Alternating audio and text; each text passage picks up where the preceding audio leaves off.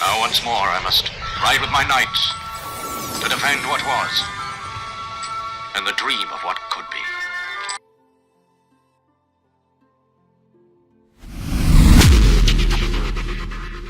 Welcome to the Restitutor Orbis channel, and today we're exploring Des Moines, the Tartarian city of the monks. Des Moines, the location of building number 1 for the channel's comparison for all buildings. And here we're not looking at building number 1, we're looking at the Polk County Courthouse.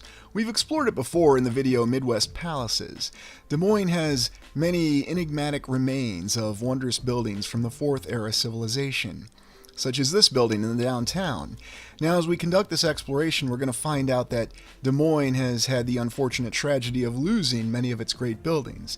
And yet at the same time, some of the most wondrous buildings across the land just happen to be preserved in this one city, such as building number 1, the Iowa State Capitol, the only 5-dome state capitol in the United States. In my humble opinion, there is no other capitol that matches this state capitol.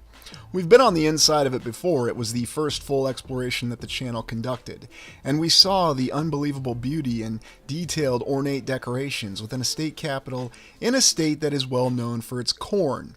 And we're going to take a closer look at the account of both the capital and the city of Des Moines. When you look at all the beauty, you can also see that it contains many different materials, and I can assure you, just as I did in that original video, that everything in the state capitol is solid and real. There is no facading, there is nothing here that is cheap, and there is nothing here that was done in a time or budget-saving manner. And keep in mind, we're told that this impressive and beautiful state capitol was built in 1871 to 1886. And you can see gold on the outside of the dome and gold on the inside of the dome, and columns. Let's not forget that it has 29 different types of marble, and you can see some of those marbles expressed here in this banister. You really get the idea of the fact that this is truly a palace. And the reason we had to wait to do our full exploration of Des Moines was we had to look at some of the incredible edifices in places such as the Vatican in Rome, St. Petersburg in Moscow in Russia.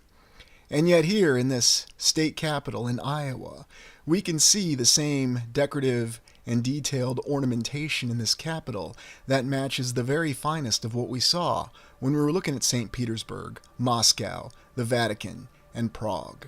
And now we see it here. The story of Des Moines. Fort Des Moines founded 1843 and it was abandoned. It was refounded in 1846, flooded in 1851. A school teacher described it as a crappy city. Therefore, in 1857, the state decided to make it the state capital. Look, it's the 19th century. If you can't build a capital city in a place where there is no capital city, it's just not worth doing. Let's take a look at this early bird's eye view map of Des Moines. So this is 1868. And here we have what is the Lincoln Public School, and there is an image of it, and it looks to be the same building. Very intriguing. And then here we have the temporary state capitol. They moved out of that dump in Iowa City in 1857 on the left to the nice building on the right. It was a temporary state capitol until they built the main state capitol, or so we're told. We have this U.S. courthouse and post office, and that would be the same building with a little tower on it. We'll look at that later. And then we have the original county courthouse with a nice dome and pediment on it. And remember, these were all the original ones. We're looking at the bird's eye view. This is supposedly from 1868. We have the Des Moines River that flows north to south, and its link-up point with the Raccoon, which was what the whole point of building Fort Des Moines was. And we have these 4 bridges, and they've always been there. Very interesting, as we're told that the railroad came through Des Moines in 1866 for the first time. Yet, from 1851 until now, they built out this core. There's the Polk County Courthouse, and the current one. And look how well built out this core was. This is only 17 years from the flood. Unbelievable. It kind of reminds me of Atlanta when they essentially built the entire core and main portion of Atlanta in under 20 years. Well, this is Iowa out on what's supposed to be the frontier at the time in 1868, and they'd managed to achieve all of this. Well, let's take a look at where the state capitol would be, our building number 1 in all of our explorations in this very impressive city. And granted, this is just a drawing, it doesn't necessarily prove anything, but here we have the actual block of land where the state capitol sits now and today. Very impressive. And there's the temporary state capitol. And when did they build that? And then we can see these photos, and the one on the left, I wonder if it's modified from the one on the right, but we'll take a closer look at that. And it's as though they just had the block of land designated already, as though the state capitol was already there. But we know that can't be true, right? I mean, look, it assures us. There's the Capitol, and there's Capitol Square, even though it's just an empty patch of land. even though it hadn't been a city that long and they decided to make it the state capital. So again, many anomalies right here, with this original image on the left and then what seems to be an altered image on the right. Well, when we see these early images of Des Moines, we see a very well built out city, and one of my main theories is that Des Moines, or City of the Monks for whatever reason, was one of these enclaves from the 4th era civilization, designated to retain knowledge and continue the grand tradition of what that civilization had built. And nowhere is that more obvious in the Iowa State Capitol, built 1871-1886, and I'm calling it Midwest Palace Inception style, not Renaissance Revival. And is this a 4th era Region Forum building, or some other incredible palace? We just don't know. This is one of the most impressive structures I've seen in all my explorations on the land. The only state capital that comes close to comparing to this is the one in Connecticut. And here you can see in this aerial footage what the actual tract of land looks like that the state capitol sits on. And there on the left you can see the Soldiers and Sailors Monument, a beautiful column that's right next to the state capitol. We've looked at that and what an anomaly it is, especially with its lovely statue depiction of Iowa, which seemed a little bit inappropriate for the time, but I guess they accepted it, and strangely enough they didn't dedicate it until many decades later. Now here's this image of what Des Moines, Iowa looked like in 1857 on Capitol Moving Day, when they decided to leave that dump that they had in Iowa City. I'm joking, of course. It looks like a very fine capital, and by the way, it's still standing to this day. We will be exploring it when we get to Iowa City. But it's interesting that we have this city that this teacher described as very unfortunate, and here's this early construction photo we have of the state capitol in Iowa, missing the dome, 1871 to 1886. And this is a very strange looking image. It has many problems if you just look at it and analyze it on your own. Now, I'm not going to tell you what those problems are because you've got eyes, you can see it quite well for yourself, and who knows what the reality is with these photos. But then I found this other photo that shows the dome complete. Supposedly, it's supposed to be later than the image we just looked at, but was it really? Or is there something else going on? Is there some sort of image manipulation going on, or is it just as we see it? It's very problematic, especially when we look at accounts for why the good people of Iowa decided to relocate their state capital to a city that hadn't been in existence that long, that had recently been flooded. And here you can see the contrast with some of the furniture here in the governor's office in what I believe is an early 20th century photo. Compare and contrast that with the woodwork above the doorways, and then the beautiful ornamentation. We're in the Iowa State Capitol right now. And then looking at some of the other images, we have looked at this strange mosaic before, and this is very strange because the mosaic supposedly shows the state capitol with some subsidiary buildings, although we're told it's the older state capitol. And then there's some odd smokestacks in the back of it. But please go back and watch my original exploration on the Iowa State Capitol, and I'll add the link in the description. What I didn't really get to, though, because it was shut down at the time, was the impressive library in the Iowa State Capitol. And here we see many of the beautiful decorations within this library, and why do you need to go to this extent to have such a well-decorated and yet well-protected library? And yes, this is a very well-protected building. It's on top of the hill, and it's also very well-built. And yet you can see other contrasts with the stairway with the beautiful marble and some interesting icons depicted in it. Not exactly what we'd expect for a state capital in a state known for its corn. We also have some unbelievable beauty with some of the forum and assembly halls for the state legislature. And then we also have an interesting consideration with the Iowa Supreme Court we'll look at later.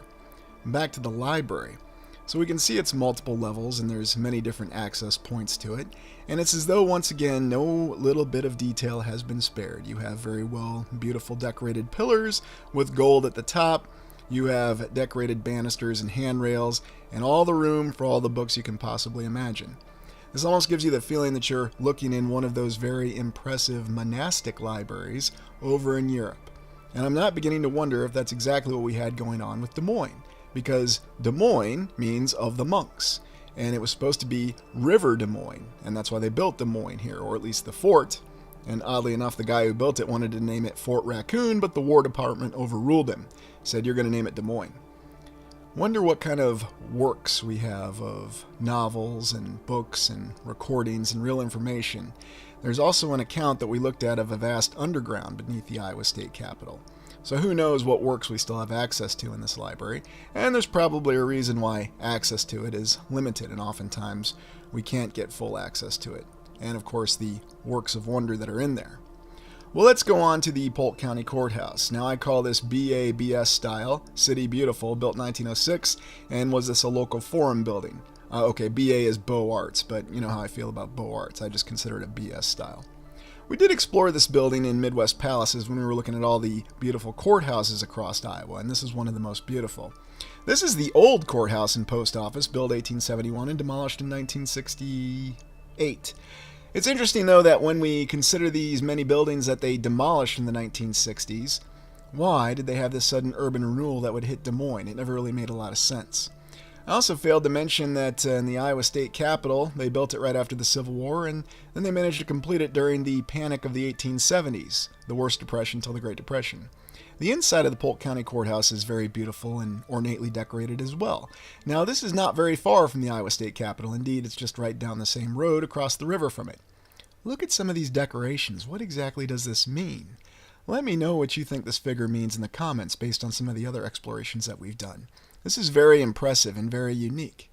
And it's not something we'd expect to see the good people of Iowa throwing up from 1900 to 1906. And the courthouse has its own little version of a very well decorated and beautiful dome. Certainly not the kind of decorations and efforts that we see put forth with our modern construction techniques of the 21st century, but we have the usual array of reasons why we don't do it. It's too expensive, we have safety standards, we don't have artisans and craftsmen running all over the country. You can also see in this main area in the courthouse the beautiful skylighting, and again, the same decorated handrail. It's an impressive structure that just doesn't seem to add up to what we'd expect to see in Des Moines. And this is one of the other examples, along with the Iowa State Capitol, that you simply can't explain easily away. What the city of Des Moines, the state of Iowa, had all this money after the Civil War, and this is what the official account tells us, that they got a lot of money back, because another interesting tidbit about Iowa, 10% of its entire population contributed to fighting in the Civil War, which is quite impressive. No, not 10% of the male population, 10% of the entire population. And who knows what exactly was going on in the Civil War. But we look in the other interiors of this Polk County Courthouse, and we can see the arched beauty. And we can see that every ceiling, every wall, and we have the pillars in the wall once again, no attention to detail has been spared. City beautiful, oh of course, and then we've got more columns, and these are complete, looks like one-piece columns that are on the inside of the building. And you'll very rarely see any sort of construction photo showing any column establishment, let alone a column being erected inside a building. Once in a blue moon, you'll get one on the outside of the building, such as the Civil Courts building in St. Louis. Well, this is the criminal courts in Des Moines, and this is kind of what we'd expect to see, a more modern and, I'm not going to say depressing, but perhaps we'll just say not as inspiring as a current building, and I suppose it's appropriate. This would be the criminal courts building in Des Moines, Iowa. I don't know, it just gives me a dark feeling just looking at it. I'm not sure why. Well, let's take a look at the Des Moines City Hall, built in 1910, and again, part of the Beaux Arts / BS style, and it was part of the City Beautiful movement. If you don't recall, the City Beautiful movement was supposedly something that swept all the American cities after the World's Fair in Chicago in the 1890s, and this was their response to it. And apparently, the city of Des Moines was just flush with cash in the early 20th century, much like the entire United States was for reasons unknown. I mean, if things are going so well economically, then why did they need to establish a Federal Reserve, and why did they keep having all these so-called economic panics? But I digress, that's always a conflicting account. Another impressive building where they've managed to integrate the columns in the wall, which is always a unique construction style. And here you can see the City Hall with the Iowa State Capitol behind it. This is on the east side of the Des Moines River. Very impressive structures, both of them. And why do I get the feeling that they were built around the same time originally? Although who knows for sure. I mean, if we go off the official history, they didn't need a City Beautiful movement to build the Iowa State Capitol, and that's one of the most beautiful buildings in the land. One of the lamentable aspects, though, with the Des Moines City Hall is that it was renovated and changed quite a bit. Now, I believe this photo is from before that change occurred, so we'll never understand the true interior beauty of this building. Because as always, they're renovating these buildings and changing them from their original beauty that we had when they were established and built. But you can still see there are some remaining details within the City Hall that are quite beautiful and impressive. And we can see some of the decorations above these windows, and even the windows themselves. And to say nothing of the ceiling. I even appreciate the fixtures that all these lights are hanging from. Why don't we do this in our city halls today? I mean, Obviously, we need to make sure that our bureaucrats are focused on their jobs, and we certainly don't want them to be distracted by beautiful ceilings, beautiful windows, and gorgeous vistas that they see when they go into these unique and impressive buildings. And yes, the adjective comes up a lot that you say it's beautiful, but what else can you say? Well, let's compare the Iowa Judicial Branch building. This is postmodern. It's definitely 5th era. It was built in 2003. I actually was present in Des Moines and saw them lift the dome with the mighty sky cranes that they had on top of this building. And I highlight this building for a reason, because this is what they'll try to tell us we do in the 21st century. But as always, when you look inside the building, you can tell there's some glaring inconsistencies, and there's really no comparison when we look at the 3 previous buildings that we did and try to compare it to this Iowa Judicial Courts building. It's where the Iowa Supreme Court meets now. They got kicked out of the Iowa State Capitol. Or, I shouldn't say that. They were relocated here. And looking on the interior, we can see all the wonderful aspects of 21st century architecture. Just feels like it's very cheap and commercial, and they're simply trying to replicate what we could do in the past, supposedly. But of course, we'll be told that's the reason. They couldn't build a beautiful building like the Iowa State Capitol for this building because of safety standards. They didn't have the artisans and craftsmen. They had all. So what they really needed to do was build this very postmodern and monochromatic and monotoned building that on the inside you could see that anybody who's a justice in Iowa would be very depressed walking through. I don't know, it kind of depresses me just looking at it. Why is it we went from the incredible structures of the past to this? Well, we'll be told the usual given reasons.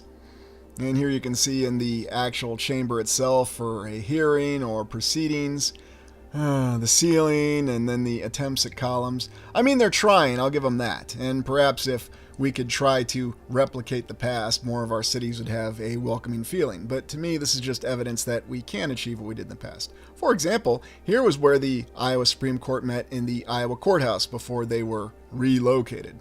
And just looking at this black and white photo, you can see that there's absolutely no comparison with this room in the Iowa State Capitol and what we just looked at in their new judicial court building. Okay, it's kind of bringing me down a little bit, so we're going to move on. Let's go to Terrace Hill, the governor's residence in Iowa, built 1866 to 1869 in the so-called Second Empire style. Now, we have another one of these stories that the first millionaire in Des Moines, obviously it didn't take him long to become a millionaire because the city wasn't even around that long, had arranged to have this house built. And he just didn't have it built by anybody. He, of course, brought in a genius architect from Chicago, someone who is very well involved in Chicago's World's Fair. In fact, it was the same architect who erected or should I say designed, but some people say architects do everything. They design, they build, and then they plan the logistics so they can put up the building. It was the same architect who did the Illinois building who did Terrace Hill.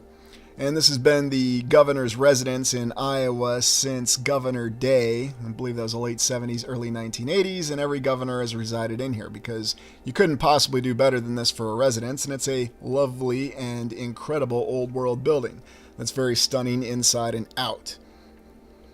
And here's the Illinois building, and you've probably seen this before from the Chicago World's Fair, and it has this very interesting and narrow dome, which kind of reminds me of the Connecticut State Capitol, which is the only state capitol, in my opinion, that compares with the Iowa State Capitol, although it's not 5-domed. This one's 1-domed, and it looks like 2 or 4 bells. And then also designed this building in Chicago that kind of reminds me of the Smithsonian Castle. I'm sure that's just yet another coincidence. But very impressive, along with the tower and the subsidiary towers, and then there's subsidiary towers on the main tower, so just can't get enough towers on that. Back to Terrace Hill, it has a nice little pool by it, and it looks like there was an older structure in and around it, so what exactly is that all about? And how old is this pool? For some reason, when we look at Terrace Hill, even though they tell us it's Second Empire style, we get the feeling that we're actually back in Rome. And maybe we're going to see Licinius Crassus come over the hill and walk and dive in the pool. Here's an older photo from it, and you can see how it used to be decorated. Now, there's apparently been a lot of back and forth about the actual use of the pool. I mean, why wouldn't the governor of Iowa want to go in there and take a dive at the end of every day? I know I would. Imagine if it was Arnold Schwarzenegger. No, I don't like Iowa. I only go to the magical land of California. I stay away from Coneland. So you look at the interior and you can see that there's some unique intricacies on the inside of this wondrous edifice. And again, some fine geometry in both the walls and the ceiling. And remember, this is just built as a residence. And of course, the explanation given is that it was built for the city's first millionaire, and he brought the architect in from Chicago. So anything's possible. Don't let logistical limitations get in the way of building your dream home. And it begs the question, why exactly would someone who was so wealthy and so well off in the 19th century want to go out to the frontier where there's a lot of hardships? Because there was more opportunities? Because it was cheaper? It just doesn't make any sense, and yet it's a story we see repeated all the time. Look at this impressive window on the stairway and banister. And then here again, you can see the detailing in the walls and the ceiling, and painting and decorations, and even look at the fine detail on the pillars and the archway here. And this is just supposed to be a residence? This is just supposed to be somebody's house. I mean, really, why would you come out to Iowa? You could have just stayed in Chicago, and this would have been a lot easier. We've seen great mansions in Chicago. Nope, I'm going out to Des Moines to make my fortune. The city flooded just a few years ago, and it should be noted that Des Moines has experienced many floods since then. Most recently, probably the worst one was in 1993, and then there was another one in the 2000s. So, overruns the Saylorville Reservoir, which is just north of the city. Look at some of the impressive banisters and just the layout of this unique house. Second Empire style? I mean, nothing on the inside looks remotely Empire style to me, but of course the actual adjudication of what the styles are is left to the expert architects, who are experts in everything. They just don't build like this for a variety of reasons now. And we'll be told it's because the will of the people does not indicate that they want any kind of structures like this built. Well, the governor of Iowa seems to have themselves a really nice residence, whether it's Kim Reynolds, Terry Branstad, or any of the other names that have filled this office since Robert Day. And here we have the State Historical Building. And isn't this very intriguing? And this is an older photo that shows us that this building's been with us for a while. And this seems to be the building that they were trying to, how shall we say, emulate when they built the building for the Iowa Supreme Court. And yet there's some subtle differences that we can see, such as the pediments above the window, and isn't that an interesting eagle up there? Where have we seen that before? Is it an eagle or is it something else? Let me know in the comments. And now we see East High School. We're going to look at a couple different high schools because in Iowa we have these high schools where it seems as though they have a very particular design to them, where they have a pediment and then 4 columns, and that seems to be the go-to design for many different high schools. And the question I'm going to ask is, why? Why do you need to have a pediment and columns for many different high schools? This is the Grotto of the Redemption, and this is the largest grotto in the world. Now, this isn't located in Des Moines. This is in an isolated area in Iowa, but I just thought I would show this as a little bit of a break from the exploration to let you know that there are other anomalies in Iowa. We've got the largest grotto in the world, originally the largest dam, and also the largest viaduct on a two-way railway in the early 20th century. All that on top of the most impressive and only 5-dome state capital in the United States. All in Iowa, an agrarian state. An agrarian state whose population for the longest time was only around 2 million. And of course, looking at the population growth of Iowa in the 19th century is of course problematic. We'll be told, oh, it was all immigration and there was no problem. Very interesting, though, when you look at these older photos of the Iowa state capitol and you can see some of the residences that were apparently within proximity of it. Well, most of those residences have been demolished since then, in conjunction with the downtown of Des Moines, Iowa. And here's the picture of the downtown around the courthouse that we're told was built in 1906, although who knows the truth behind the courthouse. There's some interesting aspects to this image. And what exactly was present in Des Moines? Well, we constantly have clues and indications that there was a lot more present in the past than there is in the present. And that's from several of the images we have. This is the original photo of Lincoln High School, undoubtedly the first public school if we compare and contrast the bird's eye view from 1868 in Des Moines. Now remember, a bird's eye view doesn't necessarily prove anything because it's merely a drawing at the time, a rendering, but it does give us an idea that they already had this city planned out. And remember, it was only 17 years after the flood when they essentially restarted or reset the city again. Here's the current Abraham Lincoln High School. And very impressive structure in and of itself. Again, we see pediments and decorations above the window. We see some very interesting little tower structures. And what exactly is that symbol in that circle all about? Let me know in the comments. Now, we're going to go back and do an exploration just considering a lot of the symbolism, not to be confused with symbology, that we see across the land with many of these great structures. Here's a more modern picture of the Abraham Lincoln High School in Des Moines. And you can see that it's holding up very nicely. you can see, oh, we've also had those symbols that we tend to see around the orb structures. And then we've got some spheres up top and then that strange symbol in the circle again. Here's some older imagery from Des Moines that we're supposedly looking at that's either from the late 19th, early 20th century. And these bricks look like they've been there for quite some time. And I always find the brick walkways and streets and sidewalks and everything else very interesting, because it gives the impression that there was a lot more infrastructure present in the city. But then you look at this other image and it looks like the road is covered with complete mud as we look down the way here at the state capitol. This is where we tend to see these conflicting and contrasting accounts. We have the official written accounts of what was going on, but the images don't always seem to match up to them. What's your explanation for this? Well, here we go to Old Main in Drake University. This is the main administration building. We're told this was built in the 1880s. And why is it they always call these buildings Old Main? Well, it was the Old Main Administration Building. It was just a term that everybody used in the 19th century. And you go to any and every university, and that's what it's known for. Drake University is rather interesting with the four major universities in Iowa, and the fact that it's in Des Moines. And you look at the Old Main, and you can see that there's many unique aspects to its architecture, at least something that we'd not expect to see in some colleges, and yet we have seen it in many colleges with the Old Main building. It's also impressive that their original Old Main building is standing, because we know that's not the case with many other universities. Very unique, though, with some of the layout, including the main entryway, and looking at the complex precision and arrangement of the blocks and the building bricks, if that's indeed what it is. I need to get on site and take a look at this. Although, I will admit, Drake University has not exactly ever crossed my list of visiting, and you all well know that I've been in Des Moines many times for on-site explorations. So I guess I'm just going to have to add Drake University to the list, because despite my best efforts, I found some challenges finding some interior photos of this old main building.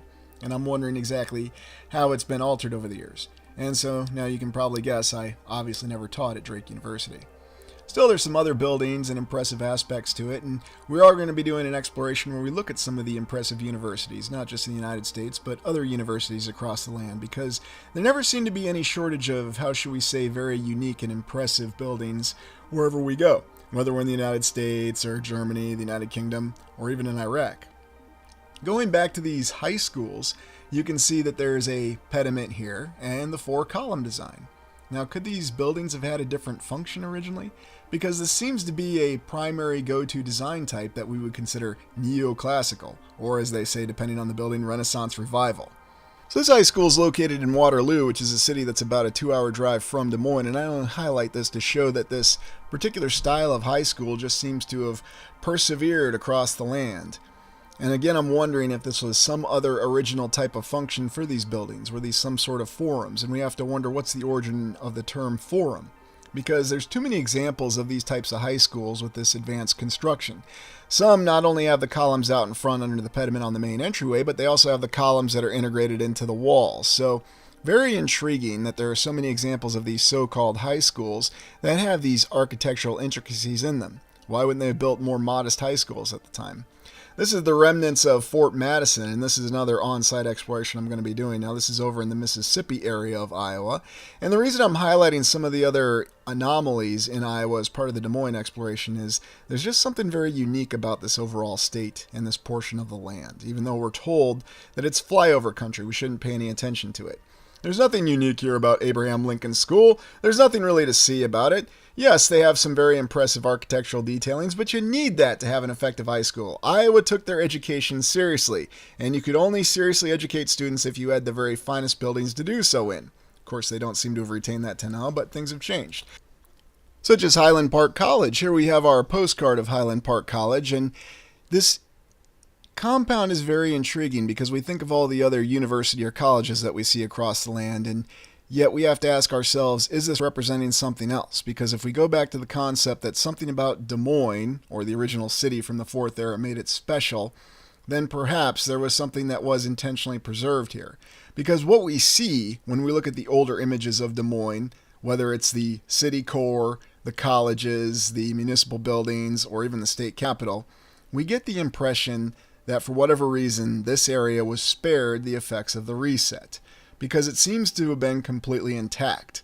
Now, there is a little bit of a tragedy that accompanies it, because once the so-called City Beautiful movement ended in the 20th century, when we got to the mid-20th century, Des Moines was unfortunately afflicted by that urban renewal movement. Of course, they have their usual explanations in the economics at the time.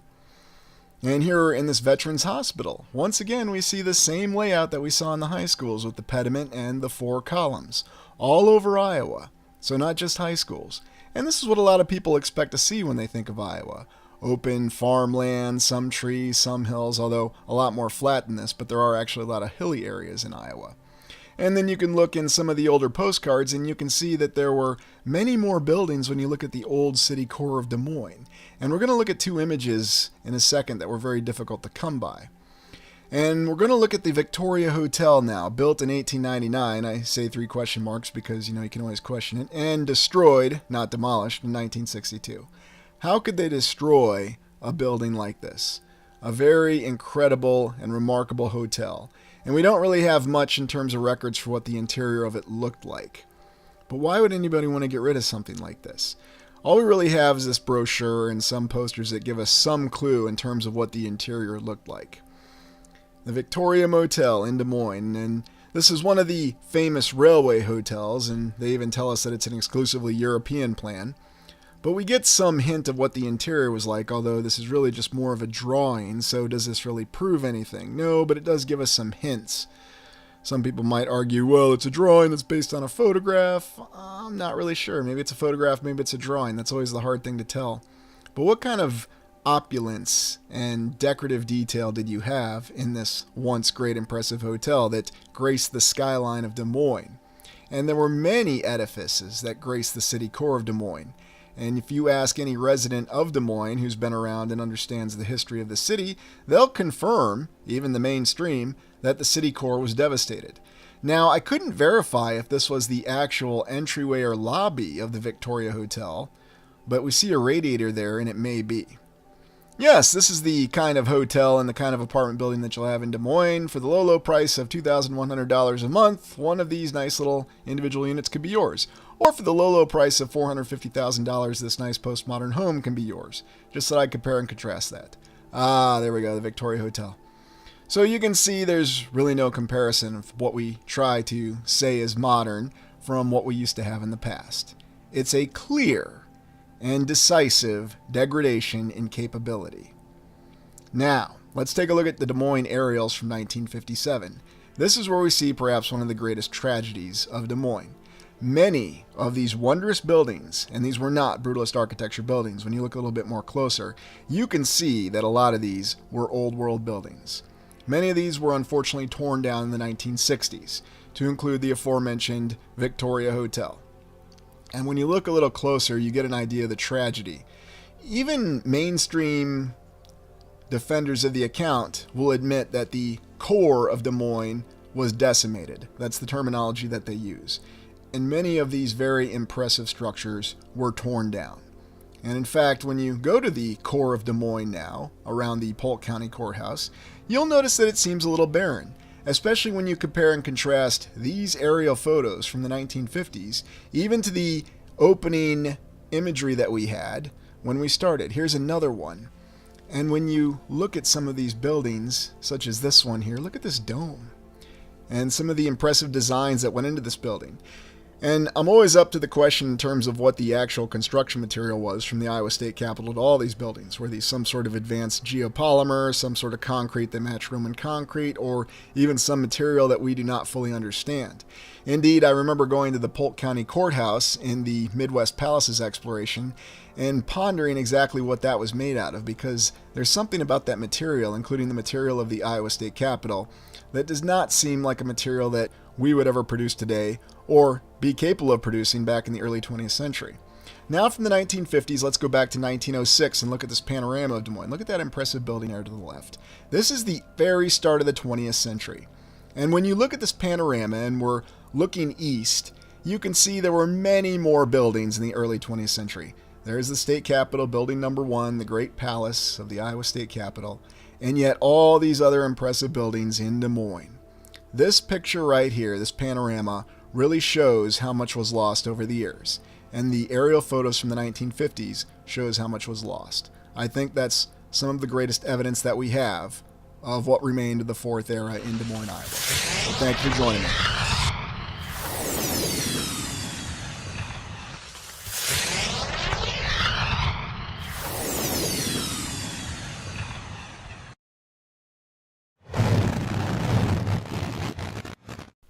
Welcome to the Restitutor Orbis channel.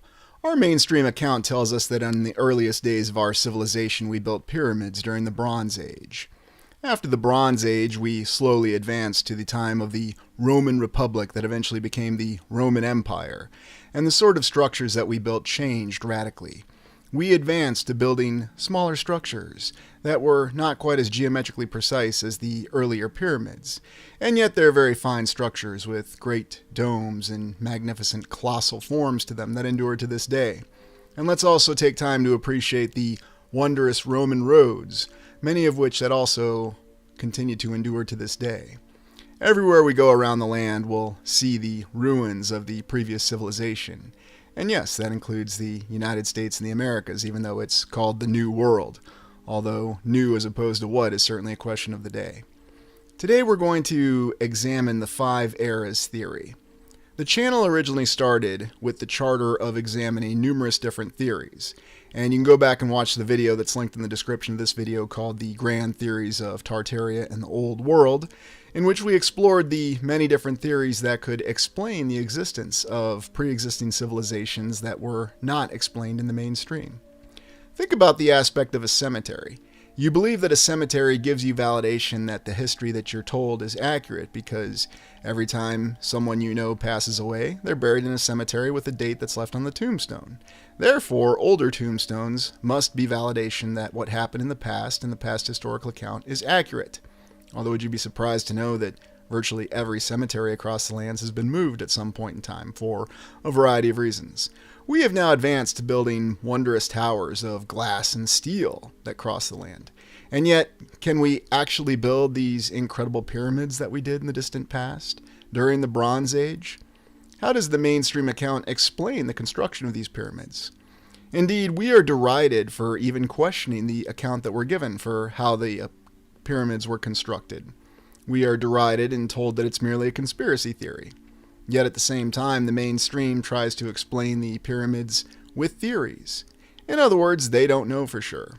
But it's okay for them to come up with theories because their theories are validated by scientists, historians, archaeologists, and all the individuals with the appropriate credentials to do such things. So you look at the pyramids and you'll see that it's made up of many large stones that had to be moved. And they explain this by telling us that the quarries were nearby. They also have these wondrous images that we have that show human labor moving these great blocks. And then we have these beautiful animations that show us how they used a wonderful waterworks project to move these blocks and set them in place. And doesn't that illustration look great of those giant colossal people? And when you look at these illustrations and you have this wonderful account that tells you that water may have moved the blocks in place with human labor, it suddenly seems very believable, and you'll just accept it without asking questions. Of course, this image looks ridiculous. We could never build the pyramids like this today. So if we can't do it with human labor, and we base everything on this supposed representation from a governor of Egypt that existed 2,000 years before the year 0, or so we're told, and then it was some Greek individual who came up with a theory on how they moved the blocks using ramps, even though he was theorizing about an event that occurred 2,000 years before he was alive, and then this Greek individual is also 2,000 years before our current time, I don't see any issues with the mainstream account of the pyramids. Now, if you want a different theory, we're going to examine the 5 eras theory. The 5 eras theory examines the fact that there are civilizations that came before ours that we don't discuss, that the mainstream does not acknowledge. And the reason for that being is that because if you actually acknowledge the existence of other civilizations where people lived in a different fashion, then it completely detracts from your ability to maintain your control over the population. The eras that we talk about the most and we'll examine on the channel are the contemporary era, our current era, the 5th era, and the 4th era, or also known as the Tartarian era or the Monument era. These are the most dramatic eras to talk about, and we also have the most evidence. But we're also going to consider the foundation eras, the first through the third eras. And we call them the foundation eras because they were the original foundations that both the fourth era and the fifth era were built on top of. And we can still see their remnants. Indeed, we speculate that the pyramids are actually the remnants of the second era civilization, or the foundation era. And yet there are other examples of incredible geometric structures that endure. Consider what we have in the fifth era with our great cities of glass and steel, and yet something about them seems very disposable and uninspired. What's the primary form of architecture? We have nothing but wonderful brutalist architecture. Brutalist architecture, called as such because it is functional, and it's also cost-effective. What's truly intriguing to consider, though, about the prospect of brutalist architecture is how it's risen across the world, and its heyday was considered after World War II, in both the United States and the Soviet Union. And despite the fact that these were two diametrically opposed ideologies and nations, for a variety of reasons they somehow embraced the same type of architecture, supposedly at different times and for different reasons that happen to support their respective economic systems. Even in Pittsburgh, where we saw the beautiful Cathedral of Learning, we have this wonderful glass tower that we can look at and we can act like it really compares with the Cathedral of Learning. And then we have many other wondrous structures where great residences live in. It looks nice and rounded and cubed and very, very boring. Sometimes you have to remember, though, that there is inspired architecture in brutalist architecture. It looks like we have what appears to be some sort of broken down TIE fighter here. And what does it represent? I don't know. Looking at the rest of the architecture, you need go no further than consider the dystopian film A Clockwork Orange. A Clockwork Orange, which talked about how a society repressed and controlled an individual, and it used this architecture quite effectively to show how individuals were controlled and how ultimately the violence that was inflicted on others was all at the behest of the government. And if you pay attention to the subtext in the movie A Clockwork Orange, you'll see that the architecture plays no small part in representing that. And there's no doubt about it that brutalist architecture can certainly reflect a dystopian flavor to a society, if you will. Now, is this going a little too far? Is this being a little too harsh on brutalist architecture? It has its place, it's functional, and it's cheap. At least that's what we'll be told. Although there are conflicting accounts given as to why it was embraced.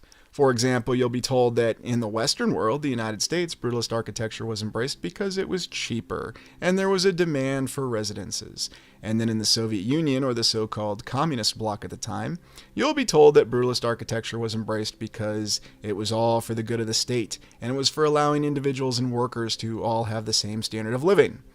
And as much as we believe both of these diametrically opposed ideologies embracing the exact same architecture as the main reason for why we have numerous examples of brutalist architecture, we see that it represents the fifth era. And in fact, many offshoots of what they used to call brutalist architecture still exist to this day.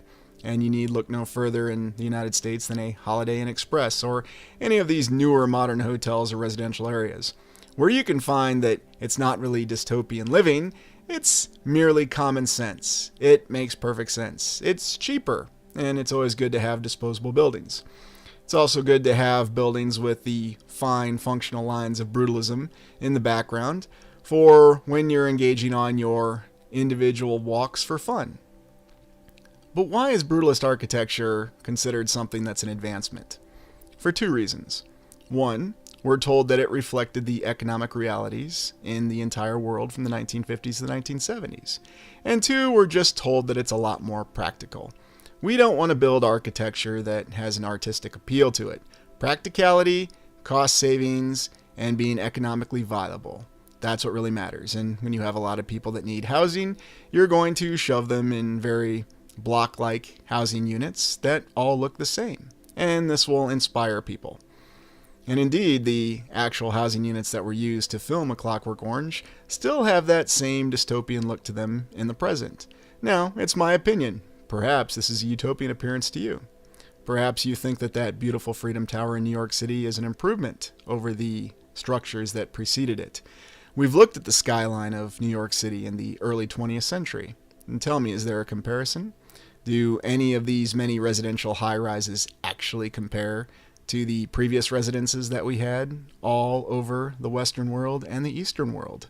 from the times past. We'll be told that this was merely a necessity, that this was done for the good of people, that this represented the will of the people, not just in the United States, but in the Soviet Union. Now let's look at the Art Deco question. Is Art Deco from the 5th era or the 4th era? Art Deco is very intriguing because it has conflicting accounts for what it really represents. It has conflicting accounts for what styles actually go into Art Deco. When we look at Art Deco, though, we see something very different than Brutalist or Postmodern. We see an architectural style that reflects artistic inspiration, something that reflects a civilization that genuinely cares about the structures that it's building, that the structures are supposed to have more of a function than just be utilitarian, as we're relentlessly told that Brutalist architecture serves. We see a style and a beauty in these Art Deco buildings that seem to speak to the human spirit.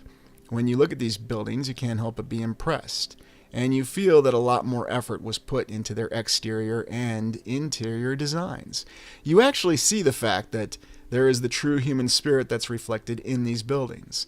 And oftentimes people will try to convince you that these buildings were all easily built primarily in the United States during the 1920s, and you can even find a great example of one built in the Soviet Union in the 1940s to the early 1950s.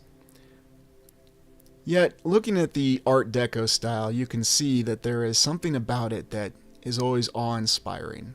And it's very difficult to accept the explanation that all these buildings were built with these very wonderful and convincing construction photos that we have.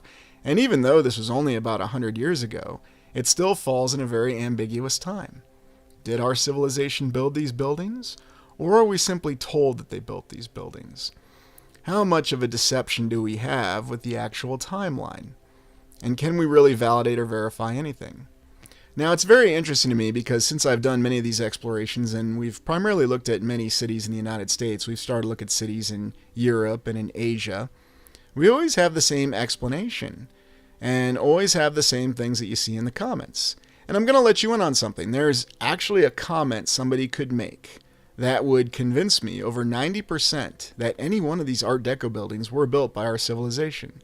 But it's quite fascinating that not a single person has ever made that comment. And it's really quite simple, and I'm not going to tell you what that comment is. I'll let you know if somebody makes the comment, but you can find an example of it in one of the videos concerning an Iowa exploration because somebody made a comment that very convincingly showed that the 801 Grand Building in Des Moines was built by our civilization. And yet there's so many questions that come up with these Art Deco buildings. They continue to show the aspect of the civilization that preceded ours. I believe that by and large, most of these structures are from the 4th era, or the Tartarian civilization that preceded our 5th era. And why do I think that? Because these buildings do reflect the style of what we would call the Old World. They have that artistic spirit, that inspiration in every single one of them. And it's not just on the exteriors of the buildings, it's also in the interior where you see how they reflect the once grandeur of civilization. A civilization that cared about the individual, not constantly being in a state of function or a state of misery, but being able to inspire the spirit on the inside. No doubt when you're in an Art Deco building as opposed to when you're in a Brutalist architecture building, you can tell the difference. You can also compare and contrast how you feel when you stand outside an Art Deco building as opposed to a Brutalist building. And when you see some of the examples of Art Deco, the explanation you'll be given from architects is that they had more of an artistic flair in the 1920s to incorporate all these incredible styles that even include Egyptian, strangely enough, because we do recall the civil courts building in St. Louis that we looked at that was modeled after the mausoleum of Helicarnassus, which supposedly doesn't have anything to do with Egypt, but it does. And that's according to the mainstream account. There's always these beautiful reliefs that also accompany Art Deco. The wondrous figures that you see depicted on the outside of the buildings. And these buildings have many different functions. Some are office buildings, some are municipal buildings, some are memorials, yet the style is reflected in the same. And while they try to tell us exactly what it's supposed to reflect, and of course they give us the hand wave explanation that the reason it reflects every civilization and culture across the world is because of course it incorporates every civilization and culture across the world. That's how you explain Art Deco. It's not because it's actually from a civilization that encompassed all the known lands. It's because somebody was trying to achieve cultural understanding in the 1920s, especially in the United States. The interiors of some of these buildings continue to inspire us. Now, why do I acknowledge the fact that some of these buildings may be questionable? Because we constantly run across the situation where we're told, we are assured in the same manner with repeated statements that many of these buildings, and here we look at the main building of the Moscow University, a questionable building, we're told that this individual, Joseph Stalin, was responsible for its construction. And once Joseph Stalin had passed on, then the Soviet Union completely embraced brutalist architecture. Indeed, it's an individual that we always explain it. Remember during the Kansas City exploration where we saw some very stunning Art Deco buildings, including the Power and Light building in the aptly named Power and Light district within Kansas City. I would be interested to see someone actually be able to build a building like this today. I would like to see someone build this very impressive theater that still endures with this very unique dome, again in Kansas City. Interesting patterns that we see in the windows, and of course the type of construction material that was used to establish the walls and the dome itself.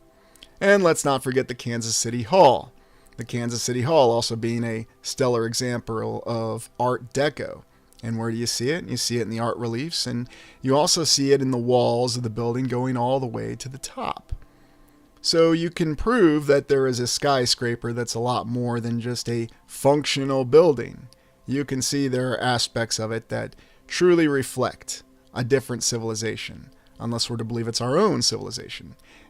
Kansas City has its own version of Joseph Stalin, Tom Pendergast. Tom Pendergast, who was a mafia and political machine organizer in Kansas City and supposedly responsible for the presidency of Harry S. Truman. Of course, it didn't save this particular individual from serving time in prison for tax evasion. So really, was Joseph Stalin and Tom Pendergast responsible for the Art Deco buildings, or were they just the people that we say are responsible? We have many photos of the construction of the Art Deco buildings, and supposedly we have many accounts. Although, oddly enough, no one seems to provide a first-person account. And now let's consider the Fourth Era proper. This is the era that we call the Tartarian era. This is the civilization that preceded ours. There was a hard reset that occurred in a time frame from 1750 to 1850, although it's hard to say for sure. We have wondrous examples of what the Tartarian civilization may have looked like. Very incredible architecture, stretching to the sky, various forms of producing power. We've explored it in great detail about how this pre-existing civilization managed to achieve a balance between both nature and the artificial implements of its civilization. It also managed to achieve the very elusive balance, for a time, between the individual and society. And that's something that our current civilization tends to go away from in every direction that you can imagine, especially given the fact that it oftentimes defaults to extreme polarizations and someone always having to be right and someone always having to be wrong. And you always have to embrace a belief now, and it's completely wrong to remain undecided about something. We'll still see examples of this Tartarian civilization even in some older images that we have, such as this image that may or may not have problems with it, of an airship docking with the Empire State Building. We also have other examples of airships docking with various towers. So is this really a brief technological fad according to our mainstream account? Or was this a real technological advancement that carried over from the Fourth Era civilization that had to be removed? We've looked at many examples of buildings that still stand to this day that we suspect are from this pre-existing civilization. Consider the Art Deco buildings that we looked at that are very likely from the Fourth Era civilization. We've also explored many libraries and municipal buildings in many cities, such as Terminal Tower in Cleveland. And many people will insist that they have numerous accounts, or because they worked a job in the building, that they can prove that it was constructed by our civilization, even though all we have are some very difficult to interpret images. And once again, we have, strangely enough, no first-hand accounts. Well, I understand the 1930s was a long time ago. And again, we have other images of this terminal tower.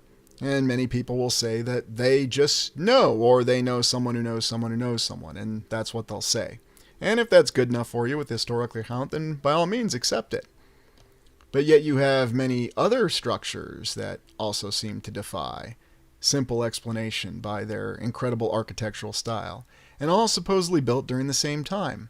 such as the Masonic Temple in Detroit that we explored. Another wonder of the 1920s, when it seemed as though they built 75% of the buildings in every major city in the Midwest of the United States. We do have a construction photo of it, and once again we see that there are no issues with this construction photo. It is very convincing, and of course that's usually what you'll have when you explore these structures. Remember the wondrous interior that we looked at. And again, I believe this interior gives us true evidence of a pre-existing civilization that has been repurposed and used by the organizations in our current civilization. And here you look at this theater in the same structure, and again, a very impressive and beautiful theater. Certainly there's nothing that we've built since the 1960s that remotely compares to this. This impressive structure in Cincinnati that will be told as an arch or waterworks, it is most certainly not a castle, because somebody says so. And in Cincinnati, where we have this impressive church from the 1840s next to the City Hall. And of course, the explanation will be given is that we had those crafty Germans that could build in Greco-Roman style and lay out a wonderful church like this in the 1840s with very impressive columns and the roof that we've seen. And there's absolutely no question about this. You just accept it. Or you can ask questions, such as looking at the Fox Theater in Atlanta, and realize that perhaps all the explanations that were given for who was truly responsible for these structures is not as simple or as cut and dry as it seems. Indeed, looking at the Fulton County Prison in Atlanta, or near what would become Atlanta, we can see evidence of a different civilization. Don't even bother asking why you'd need a tower on a prison like that, because it makes perfect sense. And now we look at the Foundation eras, the third to the first era. Now, the Foundation eras may not seem as dramatic as either the Tartarian era or the Contemporary era because we don't have as much direct evidence. But we still have a lot of direct evidence that indicates that there was an era that preceded the civilization that came before us. And this is in the many examples that we have of what we call star forts, or as this channel refers to them now, geometrically precise foundation structures. And the reason we call them geometrically precise foundation structures on this channel is because they are very geometrically precise. We can tell that these are artificial constructs. And in every major city, there is some sort of documentation that indicates that there is a geometrically precise foundation structure that surrounds the city. And quite impressively so, we can find it in cities across the land. In cities in the United States, in Germany, in Russia, the former Soviet Union, across many other lands. And the explanation will be given for these geometrically precise foundation structures that surround the entire city is because it was good practice. They were defensible. It's how you would defend against cannonballs. And yet, conversely, you can find some structures that had signs of these geometrically precise foundation structures, or the smaller star forts, as you will, during the United States Civil War, which, strangely enough, were overrun or overtaken by a direct tactical military assault. So it's very strange. Once again, it's the example of a conflicting account. Now, you might be thinking, okay, that's fine. You have these maps, and yes, perhaps they were just drawn. And yet we do have actual imagery that shows that these geometrically precise foundation structures at that scale are quite real. There are many examples of them across the entire land. And you can find them around cities, around old fortresses, or at least what we're told are old fortresses or castles, as there are so many castles, since everybody seemed to be able to afford to build one during what were called medieval times. And yet you can see the geometrical precision, and you can see the amalgamation of artificial with the natural. And perhaps this is also the explanation for the large and long, numerous so-called sandbars that we have that run for miles, and in some cases 40 to 50 miles. And you can also see the precision within the remaining structures. There are so many examples of these geometrically precise foundation structures that we can't simply explain, surrounding small towns, surrounding cities, the remnants of what used to be walls. Yet it's integrated with the terrain. And we can also tell that there are buildings that were built on top of these structures in the past. And that's where we get the title the Foundation Era from. It was the third era that the foundation that our previous civilization, the Tartarian era, and then our current era, built on top of, or in lieu of. And when you can see this across the land, and you can see so many examples, it completely contradicts the mainstream account that we're given. Also the fact that it's overgrown and it's integrated with nature. Now, of course, people say, well, there's a reason for it. It was just built before, and it was done with the ability to build walls because there were so many skilled construction individuals during the Middle Ages all the way up to the 1700s. And building these forts, regardless of logistical challenges, were never an issue. In fact, logistics is one of the greatest aspects that's hand-waved away. Now, they explain it with the Egyptian pyramids by saying that the quarry was right there. Well, it doesn't matter if the quarry was right next to the pyramids, which they try to tell us or imply that it was. You still have to cut all those blocks. You still have to move all those blocks, and you still have to form the pyramids, much as you have to form the land and the artificial structures of this geometrically precise foundation structure that goes around what appears to be this settlement and this structure. So is it really that simple to explain, or is it just a matter of accepting what you're told because it's the path of least resistance? And oftentimes that's what we find ourselves doing. And if you assess that's what you need to do to achieve happiness in your life is simply to capitulate to the will of others, then so be it. The second era gives us the example of where we have the pyramids from, and it no doubt reached heights that we can only begin to dream of. Now we suspect that there are a few remnants of the second era. We're told by the very same mainstream account that tells us of how the pyramids were constructed that they once had even more beauty to them, that they once appeared to have a great outer structure. But also imagine if they had this ability to build pyramids, what could they have achieved and how many ubiquitous structures could they have built using the geometric precision of pyramids?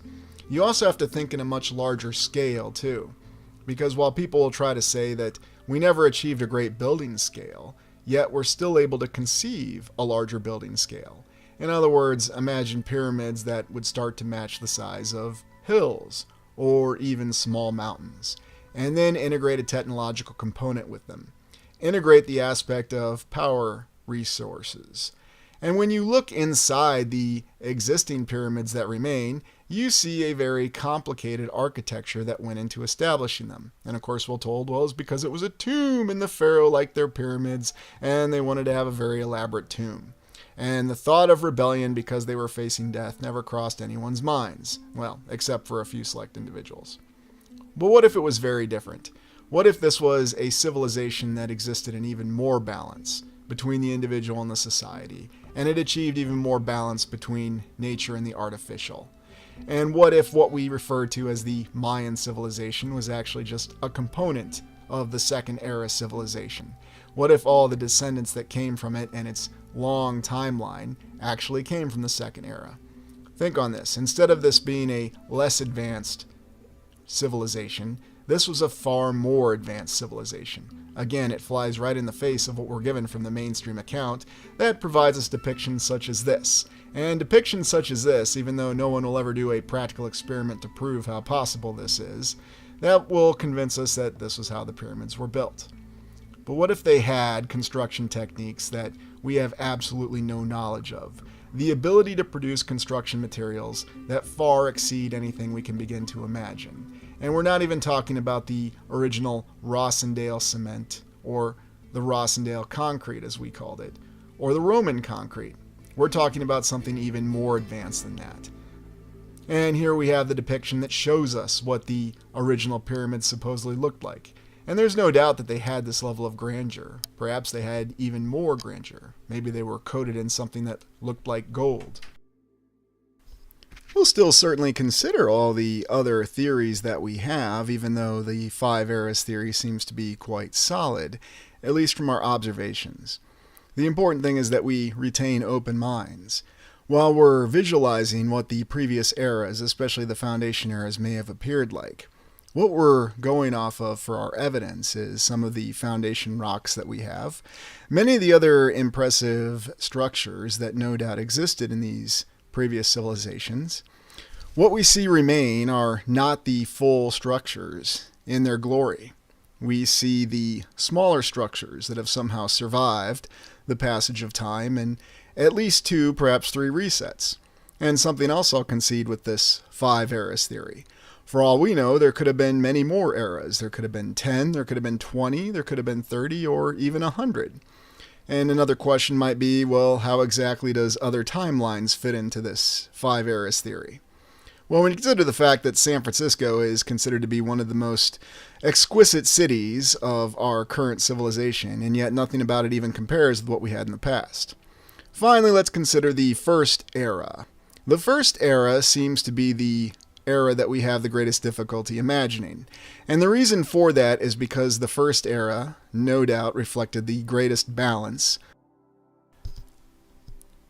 It's safe to say that a lot of what we have in our current civilization encourages us not to ever believe that there were buildings that were the size of mountains, even though we're told that in the future we'll envision buildings that are the size of mountains, and architects supposedly already have.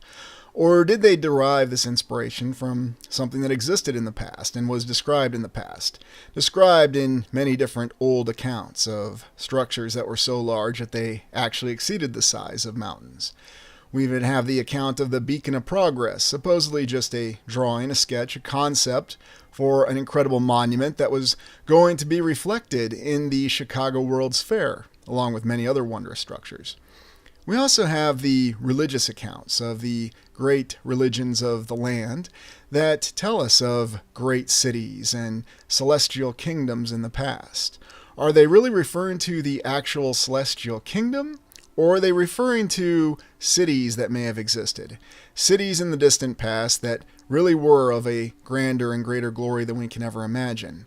Because we had a civilization of individuals that had achieved balance between both their individual desires and the needs and wants of a society. You might look at rock faces such as this and you would think, no, it's merely a natural formation. Or perhaps it reflects some sort of old, large tree. And perhaps it does. However, there's another approach that you could say it reflects a once great and amazing structure that's been through 4 or 5 hard resets, or maybe more. The difficult thing about envisioning the First Era is the fact that we've had many resets and it's been a long time. Now, how long is that exactly? The main question might be, how many years do I envision in these 5 eras total? Well, we just don't know, and I know that's not the answer that anybody would want, but that's the honest answer, because we talked about in the date paradox how we don't know how many years have passed. We don't know how many years are in each of these eras. 1,000 years? 5,000 years? 5 million years? Could the entire 5 eras only be 6,000 years? Or could it be many more, 600,000 years? Is it a millennial reign of only 1,000 years, or is it a millennial reign of 1,000 centuries? Or even a far greater amount of time? We just don't know. And the difficult thing with considering time is how quickly things can become obscured, where we're reliant on other people, governments, institutions that were told relentlessly by other historical authorities that were corrupt, that were, excuse the pun, evil. Evil in every way, shape, and form, and yet we're supposed to believe that they preserved an accurate account of history to hand down to us? Because even if you prescribe to the mindset that all of our current governments and civilizations are completely incorruptible and everything they do is for the good and represents the will of the people, regardless of national divisions that we're constantly given, how exactly can you accept the fact that previous civilizations and governments that existed handed us an honest account? I suppose what I'm saying is the 5 eras theory is the best way that we can visualize what may have come before.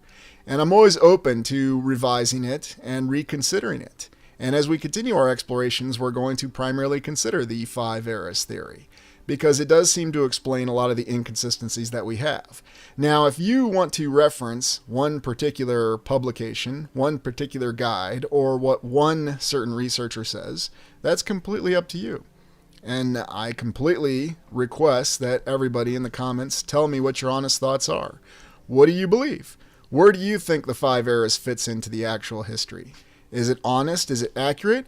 Or do we have other difficulties? Do we have other complexities that we need to consider within what the actual timeline is? The last thing I'm ever going to do, though, is simply give up and stop asking questions and stop exploring, because we've already learned so much, and we've already learned to see the world in a very different way. And of course, there's going to be people, there'll even be institutions that'll tell us that we shouldn't see the world in this way. What did the collapse of the First Era really look like? We can imagine it.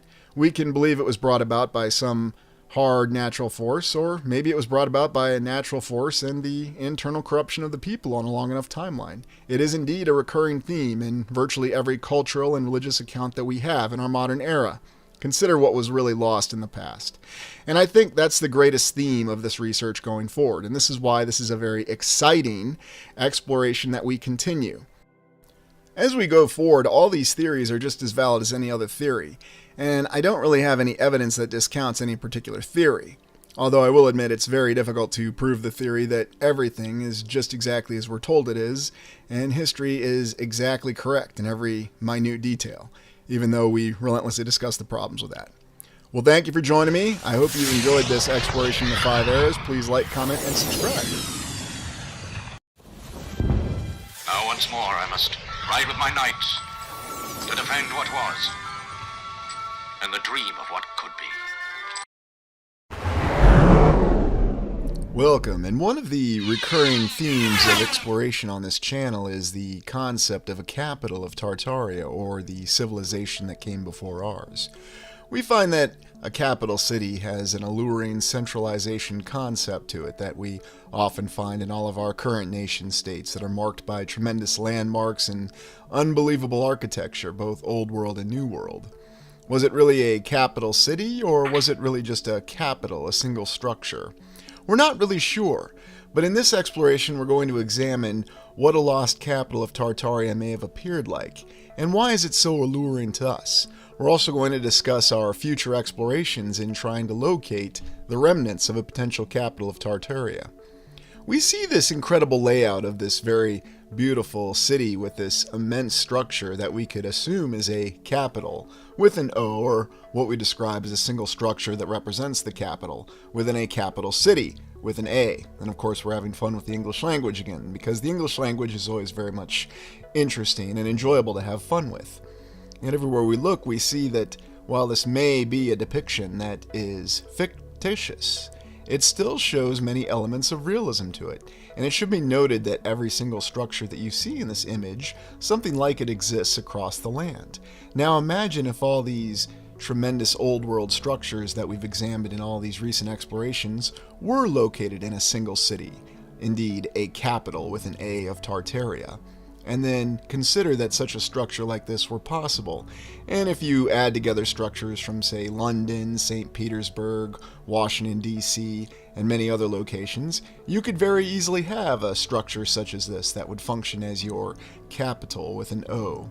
It's quite an intriguing premise, and when we think about a unified civilization where every individual worked together, and at the same time the society supported the individual, recharging their internal energy, then it seems as though the limitations are endless. We look at the current capital in the United States, and we're told that it was constructed initially and then renovated, and then a new dome was built during the United States Civil War, no less, and it still stands as a proud beacon of hope and democracy, even in the nation that labels the constitutional republic as its primary form of governance. Not that it truly matters at the end of the day, because it seems as though we say one thing and mean another, and that's always the basis of politics. But let's look at the concept of the capital city across all the lands. We have many different types of capital cities, and oftentimes we see domes, we see tall spires, and other very alluring structures. We also have fictional depictions of capital cities, science fiction and fantasy, where we hear about famous cities such as Minas Tirith in the Lord of the Rings series, and of course King's Landing in the Game of Thrones series, or A Song of Ice and Fire. These capitals represent the centers of learning and civilization. Also look at the capitals across the North American continent. By the way, special points to anybody who can identify the second one from the right and what it represents.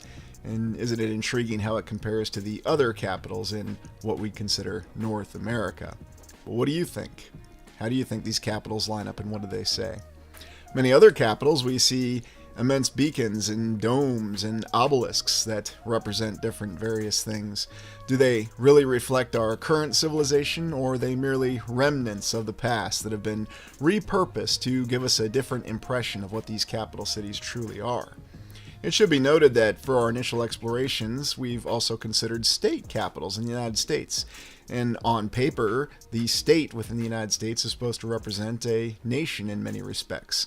Although it's not a full independent nation, although they could be, and that's always the subject of legal debate as well. But we see the same principles within the capital city. We see that whether it's a state capital or a national capital, there's always the Capitol building, there's always the interesting courtyard layout or the centralized layout, and you have no shortage of very impressive monuments, oftentimes including columns and numerous pillars arrayed together in fine monuments. Also consider the opulence of the interior of many of these structures that we consider. And we haven't really started to go deep into Europe yet, but that's coming fast. And when we look at Europe, we'll see many fine examples of beautiful interiors and exteriors of great elaborate buildings within their immense and impressive national capitals. Interestingly enough, some national capitals you'll find that you don't have exactly the best images of, and you have to ask the question, why is that? Why are certain perspectives not as easy to find full definition images on? It's almost as though we're not supposed to see them. Although you'll find that if you notice them from different perspectives, or if you have the photo taken from another perspective, it's completely different. It's much easier to find a high definition image. And the only reason I'm highlighting this in this exploration is just to make you aware of it. It seems to be that whatever's available, and it could simply be circumstance and coincidence, and you know this channel's feelings about circumstance and coincidence. Why is it some buildings are easier to see from some perspectives, but we're not so encouraged to see them from other perspectives? We have many fantasy layouts, and of course we've looked at many layouts of cities that we were told were in existence during the so-called medieval period, where we saw a lot of geometrically precise foundation structures around them. Now, were these geometrically precise foundation structures part of their original design? Indeed, in King's Landing, in the fictional history of Game of Thrones, we oftentimes have a variety of historical explanations for the vast edifices, the great religious structure, and then of course the Red Keep. What's really the story behind it? Well, there's a story behind every building. And yet if you look in national capitals such as Madrid, you also have a story behind every building. And it's not just limited to places such as Madrid. You'll find it also in the great cities, the state capitals across the United States, and really every city across the land. Oddly enough, though, these great edifices and where they're constructed, along with the wonderful structures with them, you know, if this was in the United States, we know full well this would probably be some sort of Civil War monument, and they either would have had to have renamed it depending on its location, or maybe they would have designated it somewhere else and called it something else. It's always very interesting to consider. Indeed, many of the fantasy settings that we see in capitals seem to have been inspired by real-life locations and are oftentimes based on real-life locations. So it's really not as much fantasy or science fiction as we might be led to believe. Of course, naysayers will always tell us that it's all just in our imagination. And yet, many of these impressions are based on real-life structures, the exteriors and the interiors. For example, we've seen this layout of this certain interior. It's oftentimes called an arcade, and we've looked at a few arcades in the United States of all places. Shopping centers, or so we're told, and yet they display opulence and luxury and beauty. And of course, this will be explained away by being told that these were simply the indulgences of the Gilded Age. People who simply had too much money and didn't exactly know what to do with it before they became philanthropists, if you're in the United States, or oligarchs if you're not in the United States, depending on who's telling the story. However you look at it, though, you'll see that there are great and wondrous structures in many capital cities across the lands. And these capital cities reflect the centers of administration, art, and supposedly where political power of a nation is exercised. Although, is political power real, or is it more of a facade, or does it just depend where you are in the land? Well, depending on what sources you read, you'll be told all three. What I find intriguing, though, is there seems to be a template, or a pattern, if you will, that endures with capital cities across the land, regardless of whether they're national capitals, state capitals, or have any kind of designation as a capital. And where did that template originally come from, with beautiful buildings that seem to be very artistically and spiritually inspired? It seems to be clear that that original template either must have been the actual capital of Tartaria, or perhaps Tartaria was broken down into regional districts that had what Old World Exploration and myself refer to as hubs, or large areas, large cities that seem to have a specific function or administration. Let me be clear, I'm talking about large cities, not the other term that I tend to use when I'm talking about our lovely 5th era cities. So what does it come down to with this administrative function? Well, let's take a look at the example of Avalon. The story of Avalon actually comes from the Arthurian legend, or La Morte de Arthur. What exactly is Avalon supposed to be, and how could it possibly represent a concept of what the capital of Tartaria was? We're told that Avalon in the Arthurian story... No, not that Avalon. There we go. The Isle of Avalon. Once Arthur died, or rather, once Arthur was asleep, following his grievous wound in the last battle, he was taken to the Isle of Avalon to recover. Could this potentially have represented some pre-existing civilization's capital, or at least the concept of a capital? Or for that matter, could King Arthur have been a significant commander from the old civilization who was trying to restore that which was lost due to the chaos that we've speculated inflicted the previous civilization? There seem to be many different indications that that is indeed what is happening, and for a time Arthur was quite successful. Although in the end, according to the story that we understand, how it's been passed down to us, now we don't know of its veracity and we have no way to confirm it, is that Arthur was eventually undone by the very sins of his own and some of the flaws within his knights. And there's a reason why I oftentimes refer to the story of Gawain and the Green Knight. I think there's a lot of reflections in it and how humanity and how individuals have been challenged over time. There's also some sort of compelling baseline truth within the Arthurian legend. And it's not just in the Arthurian legend. It's not just in the Western cultures. You'll find it everywhere across the land. The Eastern cultures, the Middle Eastern cultures, the African cultures. There's actually a lot more similarity than we like to pretend there is. It seems to be that oftentimes, though, we're told that there are many vast differences, and yet many of the stories have many of the same aspects to them. The aspects of trust, the aspects of belief, and the aspects of individual strength. And we see that reflected in the story of King Arthur, which is one of the reasons why it's a very compelling story. It's probably also a reason why the story has been retold numerous times, and it seems to be degraded and denigrated every single time that it is retold, along with many other stories, whether it's one of our original myths or even a movie that we think may have came out in the mid to late 20th century. There's actually the aspect that Avalon might truly exist, and indeed Arthur's tomb might be a real place that we can access. And I'm not going to refer to the more well-known one, Arthur's Seat, we'll get to that in a moment, but consider that if at this great tour there could actually be a burial site for Arthur and his remnants. What happened to the rest of the knights? What was the true story behind the Arthurian legend?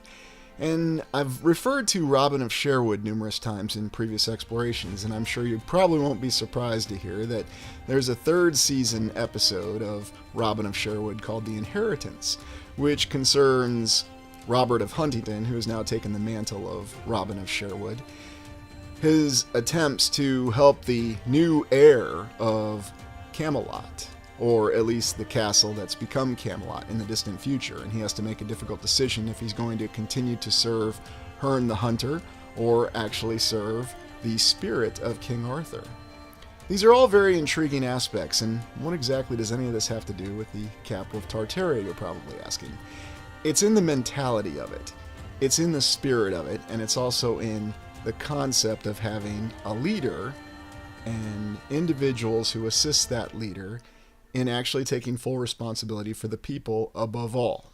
I think one of the things that we tend to see with many leaders, whether we call them president or king or queen, emperor, empress, or whatever, is that oftentimes, and our mainstream history will corroborate this, they tend to be self-serving individuals. And what we glean from Arthur in the story of the Knights of the Round Table, and even in the very concept, the Knights of the Round Table or the Knights of the Round, is that they were about serving the people and the society above all else, and yet they managed to achieve a state of balance in doing so. And that is why the story of the Arthurian legend factors into the legend of a capital. and perhaps that Avalon refers to that capital, or maybe one of the last surviving regional capitals of the previous civilization, the civilization of the Fourth Era, or the one that the channel simply labels as Tartaria. The other intriguing aspect is the internal strength that we see depicted in Arthur. And the only film that really comes close to depicting that to its full extent is Excalibur.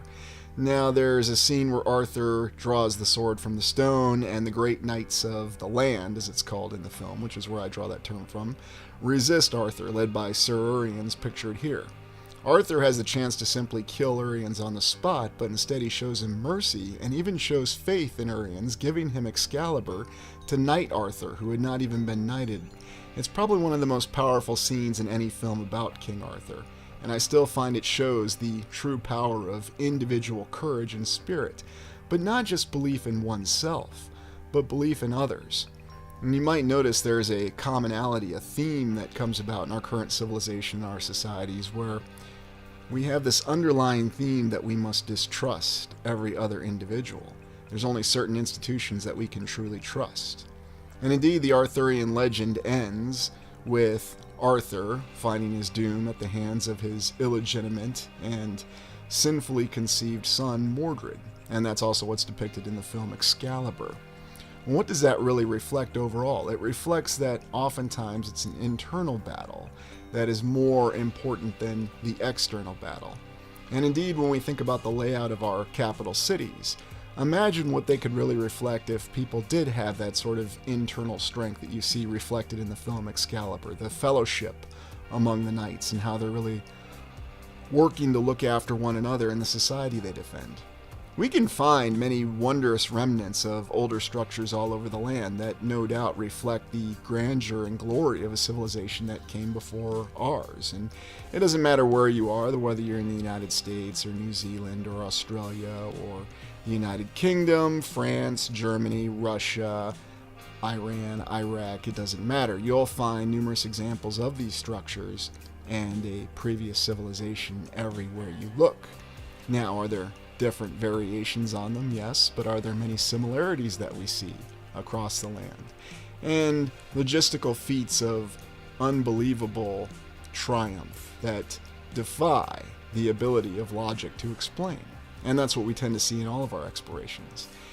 So you look back on it and you wonder, where does magic and the concept of magic come from?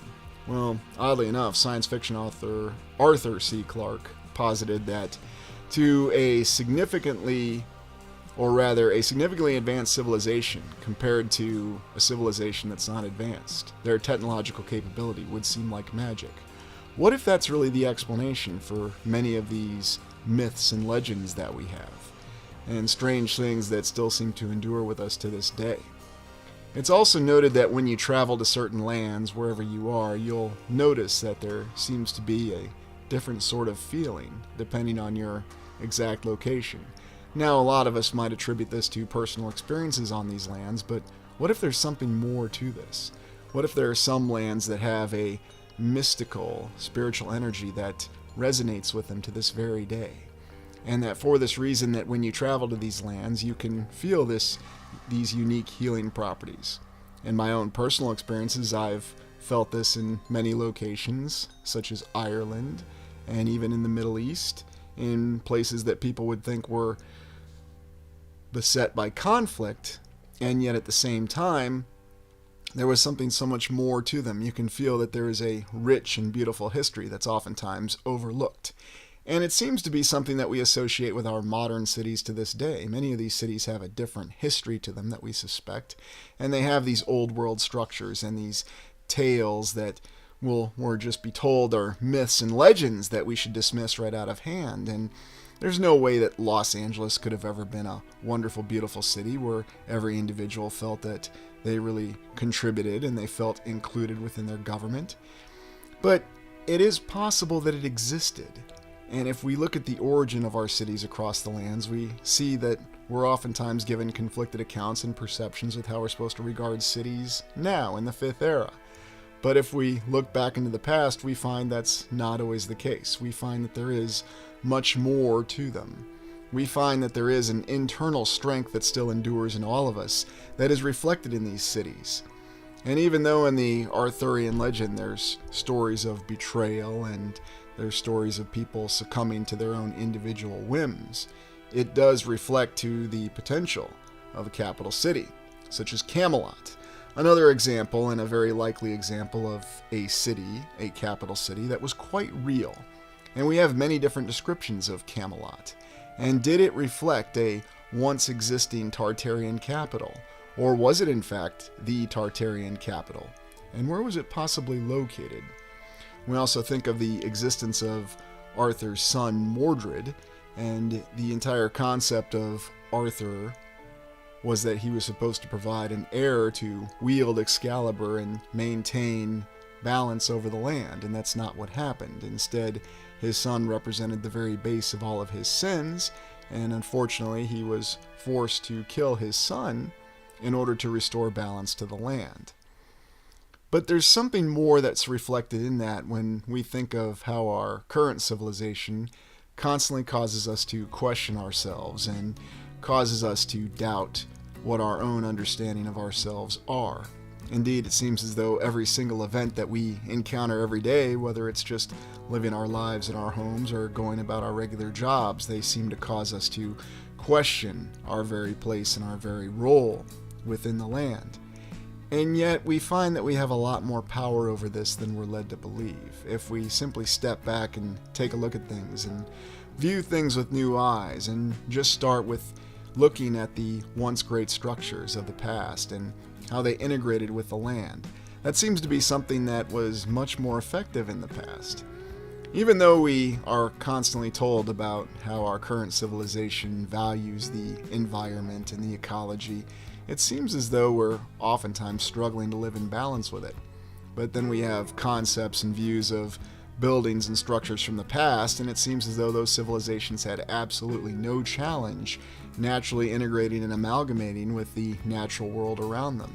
Indeed, it's one of the facets that you see in many of the geometrically precise foundation structures or older castles, where it seems as though the very walls and the foundation is perfectly integrated within the terrain, and you see that there is a natural look to many of these, what we'd call facilities or buildings or structures, or even the old capitals, that generates a sense of spiritual well-being in every individual.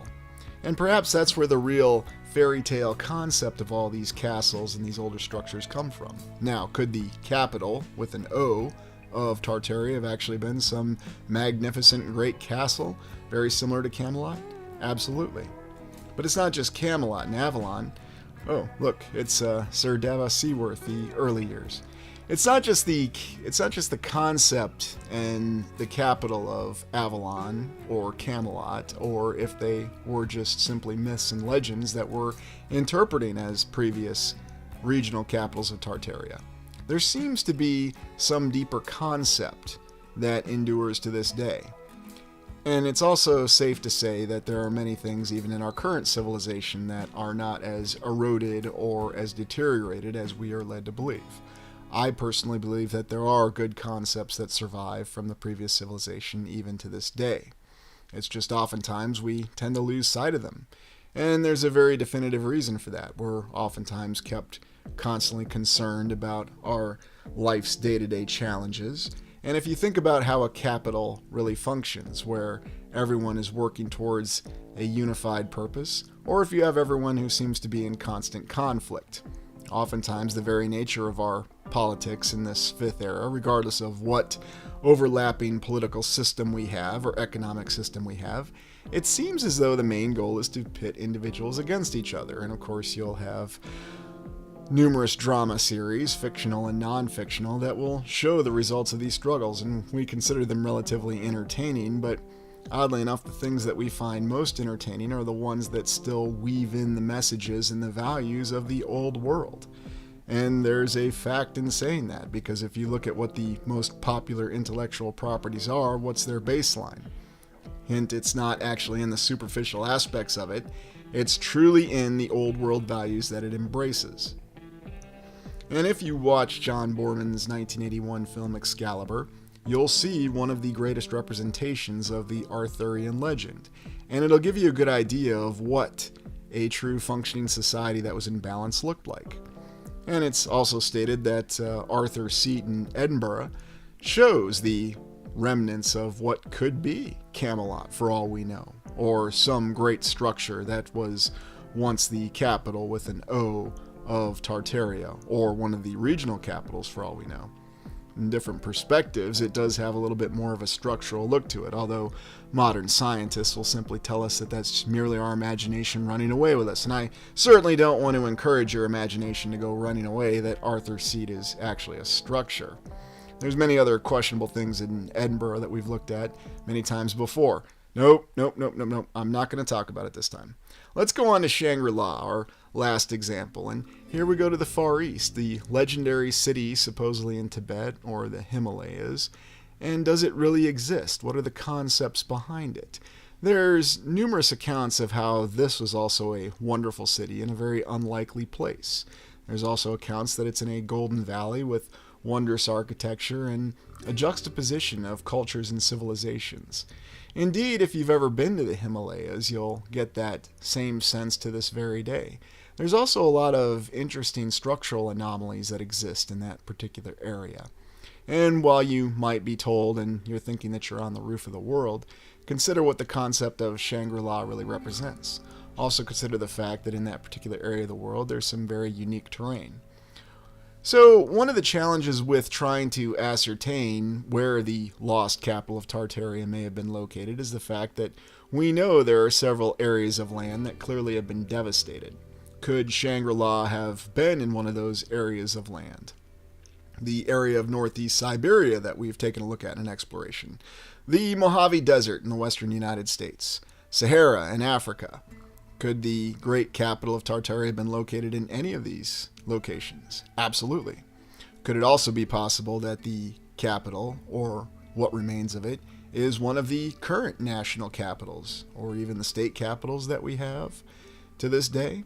All of these things are possible, and they're very alluring at the same time, because when we visualize what Shangri-La must have looked like, and when we really think about a city such as this, and we just explored some of the very impressive structures in what we call the Far East or Southeast Asia or even the Indian subcontinent, and we see tremendous examples of advanced architectural and construction capabilities, something that we know there's no way we could construct today. In fact, even in this image in North Carolina, they have a stone structure that they refer to as Shangri-La. And what does that really reflect to us? It reflects that the words and the ideas are a lot more powerful than just simply some long-lost city from a myth or a legend. It shows how these aspects still endure with us to this day. We know that there's a deeper philosophy that's interwoven and found in the deepest subtext of our baseline religions in our society. And it does still exist even in what we believe to be the fifth era that we're currently existing in. And it's because of that that I think that the search for the actual capital of Tartaria is something that's important and valued to undertake. Now, are we actually going to find it? Do we have any guarantees that we'll find it? No, there's never any guarantees. But it's embracing our internal strength and it's reading our myth and our legends that will be able to continue the search. In the next explorations that the channel is going to be embarking on, we're going to be focused on trying to locate and get an idea of where the lost capital of Tartaria was really located, or updating our theory to include the fact that there may have been many different regional capitals. Perhaps we can finally start to get an idea of how the society of the civilization that preceded ours truly functioned. We're going to continue moving forward with our explorations. We're not going to keep going in circles. And let's remember that's something else that our current civilization, for whatever reason, tries to encourage us to do. To continue on a circle, to be stuck in an infinite recursion loop, where you're not really going anywhere, you're only just going into a little bit of depth, but at the end of the day, you're just getting a mild entertainment out of it. And it never goes any further than that. If you are prepared, you can go anywhere that you want to. And it always comes from the inside. And that's why this search for the capital of Tartaria is important. And it reflects that quest that all of us are on to truly find and understand who we are on the inside. And that's the ultimate power that we have that no one, no institution, and no other individual can ever take from us. Well, thank you for joining me today. I hope you enjoyed this exploration. Please like, comment, and subscribe.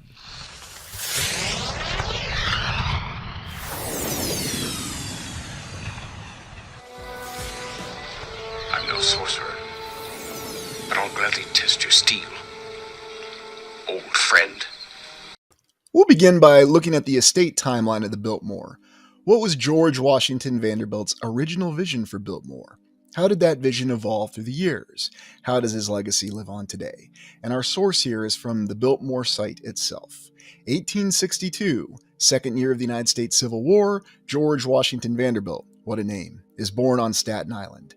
As a grandson of famed shipping entrepreneur and industrialist Cornelius the Commodore Vanderbilt, George Vanderbilt takes his place among one of America's wealthiest and best-known families. And you might recall we came across Cornelius the Commodore Vanderbilt, it's the Commodore, not the Admiral, when he ran afoul of William Walker, our famed filibuster who was from Tennessee, who attempted to assert American control, according to the official account, over Mexico and then furthermore Central America, until he was defeated by an intervening army from Costa Rica of all places. In any event, moving on, 1888, George Vanderbilt visits Asheville, North Carolina for the first time, and I'm quite certain he found it a very beautiful and alluring place, much as any of the rest of us did when we came across the beauty of the Blue Ridge Mountains. It captivated George Vanderbilt, and he considers the area as a location for his new country home. I mean, who wouldn't? Shortly after, he begins purchasing land for what will become Biltmore. He hires Richard Morris Hunt to design and build the home, and Frederick Law Olmsted to design the gardens and grounds. 1889, construction of Biltmore House begins. George Vanderbilt's 250-room French Renaissance chateau is a true marvel. Oh, so we're calling this a French Renaissance chateau, the largest undertaking in residential architecture in the nation, possibly the entire land. Over a 6-year period, an entire community of craftsmen, yes, those infinite numbers of craftsmen that we had available at the end of the 19th century, come together to create America's premier home and the remarkable gardens and grounds that surround it. Look at that picture right there. See, we've got scaffolding, so that's a very legitimate construction photo. I'm convinced. 1895, George Vanderbilt officially opens Biltmore to family and friends on Christmas Eve. Of course, what a great time. The country retreat George Vanderbilt has spent so long planning is marvelously decorated and full of festivity, because apparently that didn't take very long either.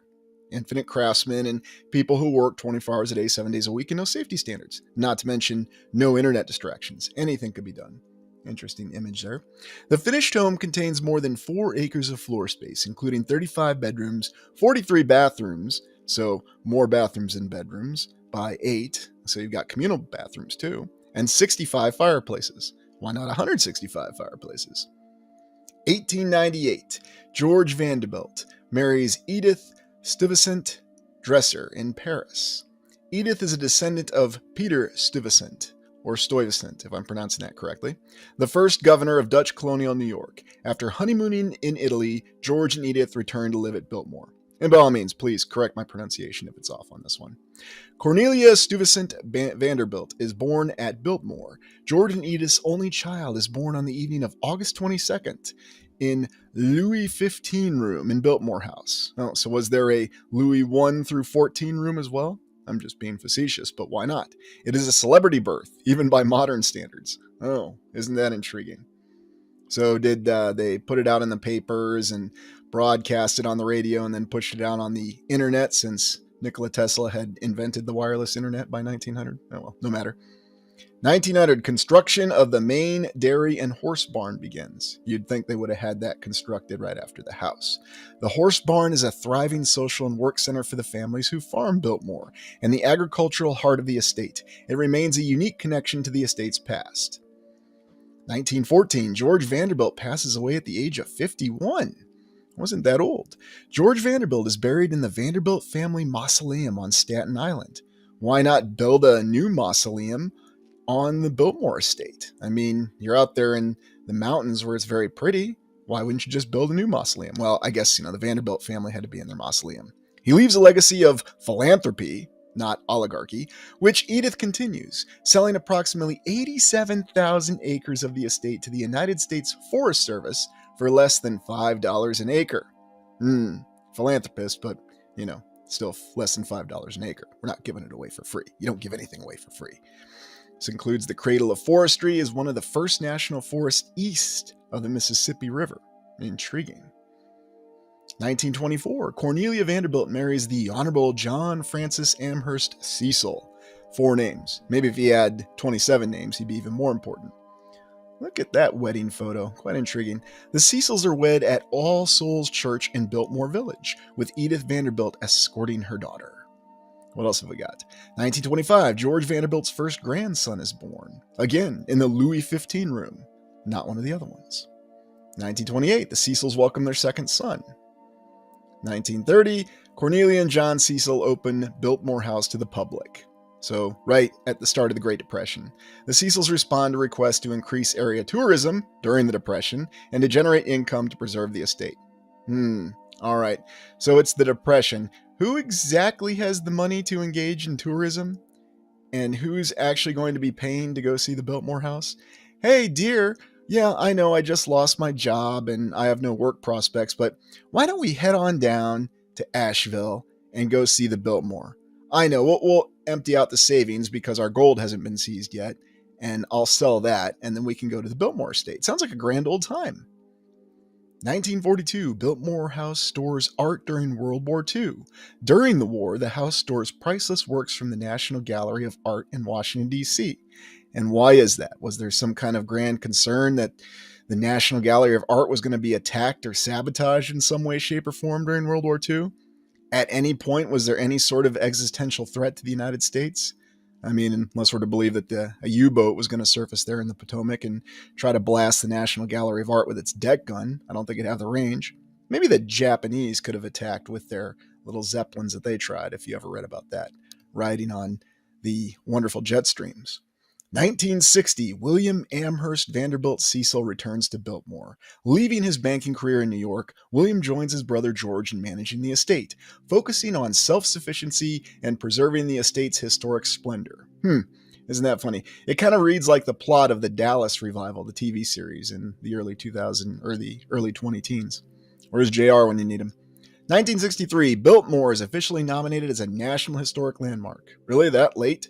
Why didn't they just instantly declare it a National Historic Landmark? It's only one of the largest estates in the world, but, we'll get around to it. The original landmark designation was based on the theme Conservation of Natural Resources. Isn't that rich?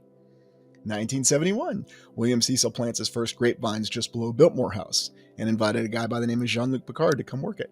The inaugural wine vintage is bottled in the conservatory basement. Less than pleased with his first bottling, William Cecil travels to France, Jean-Luc Picard, and brings back 6th-generation winemaster, Philippe Jourdain, to be Biltmore's first winemaker. Oh, sorry, Jean-Luc. This goes on. 1983, the Biltmore Estate Wine Company is established. Because why not? We'll have a wine company here. Construction begins on a new state-of-the-art winery in what had been the estate's dairy barn. Mr. Cecil's son, William Bill A.V. Cecil Jr., assumes leadership of the renovation. Looks like he's having a grand old time there. Yeah, we're just doing a nice little renovation here. Hey, this is fun. I love every day. 1985, winery opens to the public. And he's named president and CEO of the Biltmore Company. So now it's a Biltmore Company. Over 100 years after his grandfather, George Vanderbilt, opened Biltmore House to family and friends, Mr. Cecil retires. His son assumes leadership of the company. Oh boy, is there really anything else to go on about this? Then we have the Inn, which opened in 2001. So you can go stay there. And naturally, if you need the true certification that the Biltmore Estate is an old world building, remember, it is a popular wedding venue. Market Gardener's Cottage, 2005. Biltmore Estate opens to overnight guests. Why not? Antler Hill Village opens, so we've got our own little village there, a winery. Biltmore is honored for environmental stewardship in 2012, of course. And then the Village Hotel opens in 2015. And William Amherst Vanderbilt Cecil passes away at the age of 89 in 2017. Looks like a comfortable picture. 2017, Diana Deanie Cecil Pickering is named chair of the board. She's the daughter of William Vanderbilt Amherst Cecil and sister to CEO and President Bill Cecil. So not the Vanderbilts, but the Cecils now, it would seem. Sharon Fenchak becomes head winemaker and vice president. Sounds like a fun job. So a lot of history with this Biltmore estate, and that brings us to today. So let's take a look at the floor plans. Now let's take a look at the floor plans that we have available from the Biltmore estate from our friend Richard Morris Hunt, another architect extraordinaire. We'll take a brief look at him, and yes, I'll be looking at the Wikipedia on him. But looking at the sub-basement isn't interesting. It's the sub-basement, as they call it, the lowest floor. We have the plant storage room. We have several boiler rooms, boiler and coal rooms, storage rooms. And one of the most notable aspects about the Biltmore is that it is a self-sufficient, quote-unquote, estate. It reminds us of many of the so-called asylums and vast hospital complexes that we've looked at in other explorations, where we see that they have the capability to be self-sufficient with their own power and quite a layout. And indeed, when we look at some of the photos and the on-site footage, we'll see that there is some impressive construction that went into the foundation of this building. But we'll look at the construction photos in a moment. And in the basement, we have a kitchen in the courtyard, servants' dining room, servants' pantry, open to plant storage room below. Very intriguing. Numerous corridors, folding rooms, other corridors. Oh, and then there's a gymnasium and a lounging room, apparently. And this is where the great swimming pool is. That's an interesting thing to look at. And you've got your bowling alley, because, it just wouldn't be a place unless there was a bowling alley. The Halloween room. Is this the room where they practiced Halloween every day of the year, 365 days a year? Not really sure.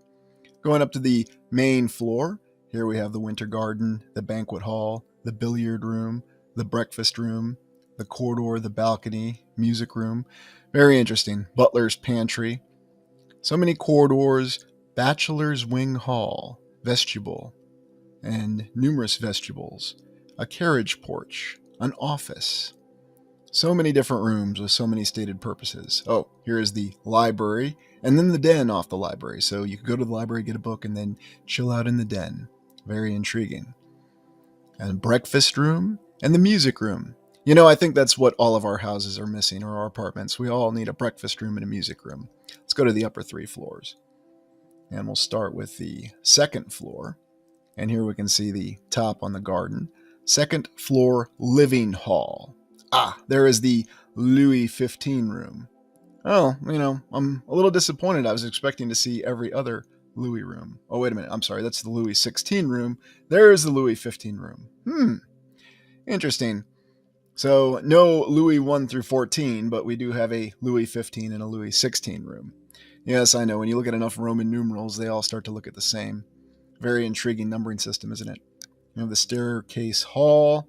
We have Old English. Chippendale. Yeah, that's what it's called. Sheraton? Do we have the Holiday Inn Express room as well? Very interesting with all these different rooms and all their naming conventions. Mr. Vanderbilt's chamber. Mrs. Vanderbilt's chamber. Mrs. Vanderbilt gets a little bit of an oval chamber, and Mr. Vanderbilt has a different shaped chamber. And the oak sitting room. So they each have their chambers, and then they could meet in the oak sitting room. Just so much space, you don't even know what to do with it. Chamber, chamber, chamber. Outside balcony. Open to banquet hall below. Yes, so much space and so many plans. Let's go to the third floor. Third floor living hall. Everybody has to have their own living hall. South Tower room. North Tower room. How come they don't have elaborate names? Oh well, doesn't matter. The Van Dyke room. Yeah, not going to go anywhere with that one. Watson room. The Madonna room. Was there some figure of the Madonna in the Madonna room? Very intriguing. All these named rooms, and we're only on the third floor. Chamber, chamber, numerous chambers. As in, we don't know what to call it room. We'll just call it the room of rooms. Room 1, room 2. Just number it. We've run out of ideas. Fourth floor. Observatory. Servant, servant, servant. So all the servants got put up on the fourth floor. Very intriguing.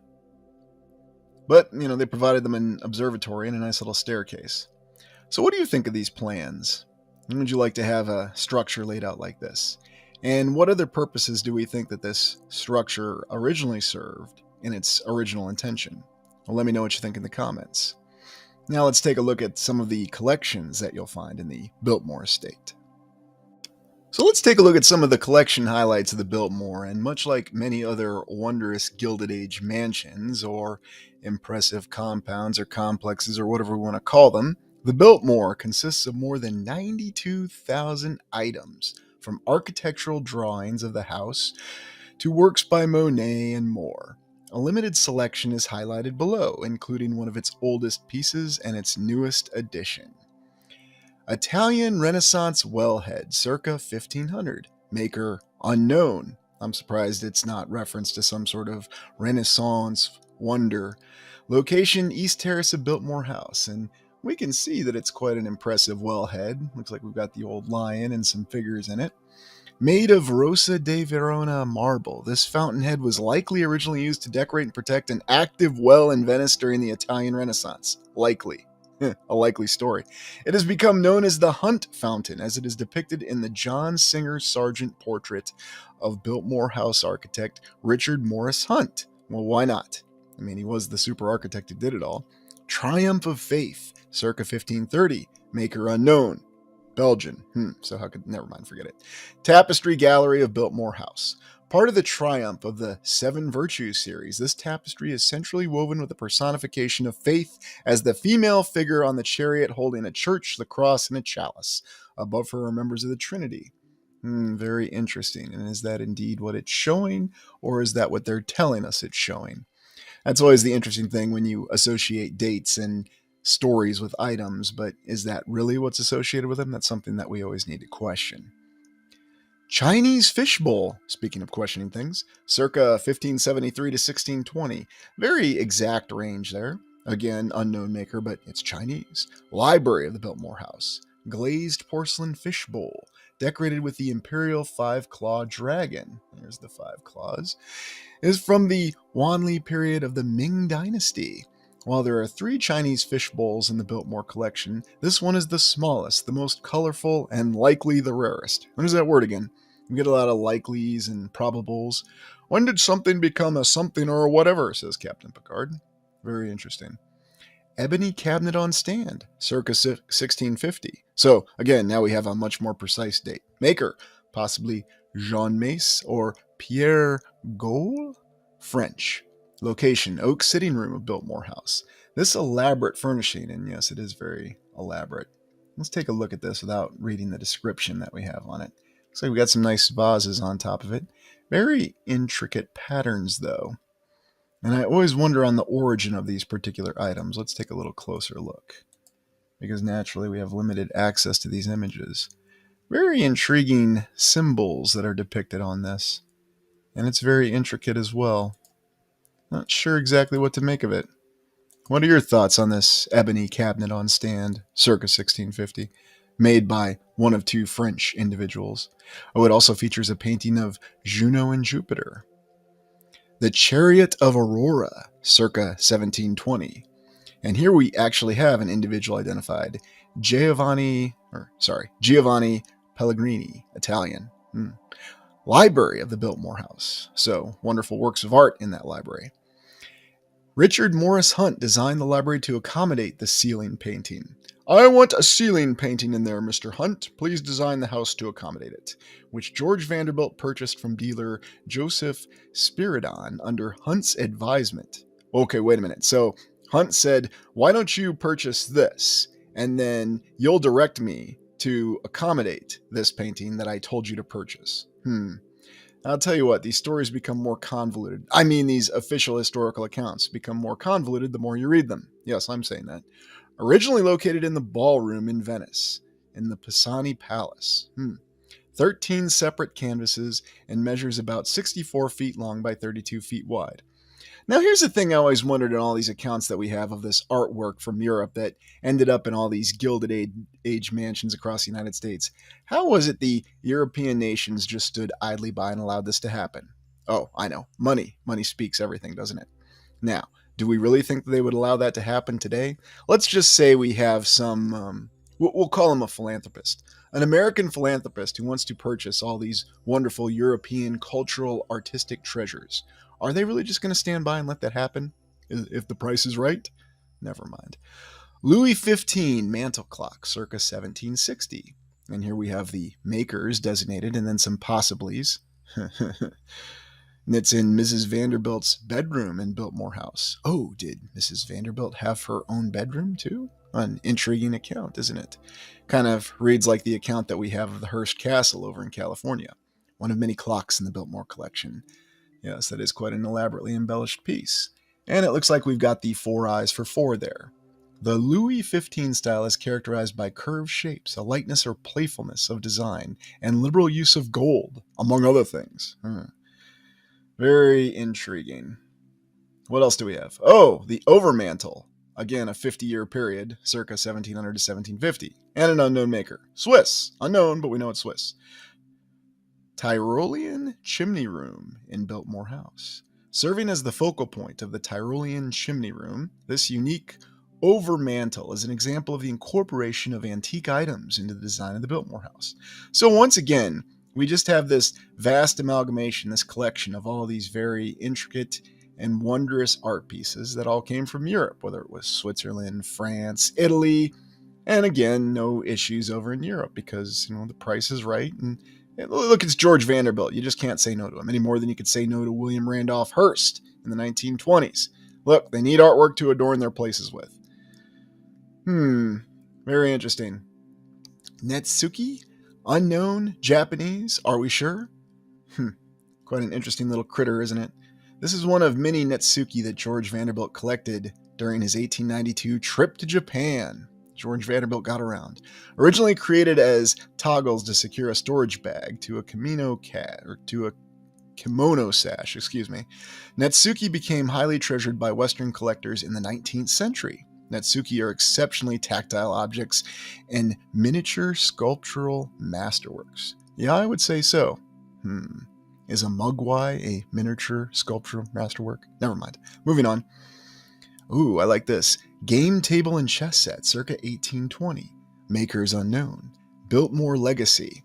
This Empire game table and its natural and red-stained ivory chess set were owned by Napoleon Bonaparte during his exile on St. Helena. Hey, did we get to see our good favorite actor there toying around with these things? Joaquin Phoenix, you're going to play with that chess set, but you're going to be thinking of Josephina because that's what Napoleon did while he was playing chess. The movie showed it, and it was very clear. It's unclear how James McHenry acquired the table and chess set, but in 1883, he gifted them to George Vanderbilt for his 21st birthday. Oh, goodness. Hey, Josephine. Hey, Josephina. I'm thinking about you. Yes, I'm toying around with the name, okay? It's just very intriguing. The chess set that Napoleon had in his exile on St. Helena somehow ended up with George Vanderbilt. Is there any way to verify or, maybe do Pawn Stars in the 19th century? Okay, never mind. Roger and Angelique on Hippogriff, circa 1840 to 1900. Again, a vast array of time. And we're saying this is French. Location is in the Tapestry Gallery in the Biltmore House. Very interesting sculpture, though. Yes, I've never seen a horse with hooves like that, but yes, I know it's a mythological figure, or at least a representation of one. Really has you wondering what's going on here, and is there something else being depicted? That's what's always intriguing looking at these old works of art. Oh, and I haven't mentioned it yet, but yes, we have our old favorite symbol that's depicted on every single piece. Nothing odd about that. And I think we'll stop with this one here. The Triumphal Arch of Maximilian, a 30-year period, 1849 to 1879. Albrecht Dürer, German. Well, so now we got the Germans involved here.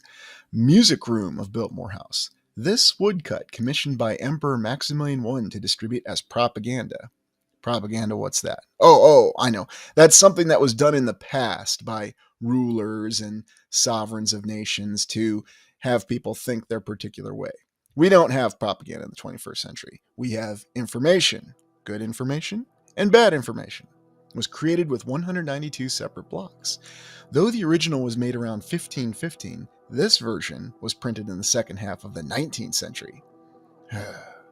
And George Vanderbilt just happened to be an avid collector of the prints, and so naturally he procured it. Quite impressive, and very intricate as well. Someone should have a triumphal arch like this built. I'm kind of surprised that George Vanderbilt, or any one of the Vanderbilts for that matter, didn't have a triumphal arch like this built. I mean, they achieved the greatest triumphs just in building this.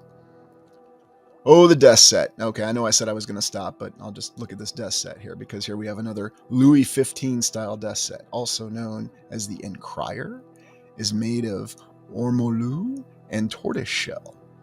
Very elaborate. I certainly agree with the description on that. And some very intriguing figures in this. So what do you think these selected pieces are showing us? And what does this tell us about the Vanderbilts? And why is it all of these individuals of importance, whether we call them robber barons, philanthropists, oligarchs, or just simply self-made individuals of tremendous esteem and ability from the 19th century? How did they happen to end up with all this art? And how could there be this much art to go around?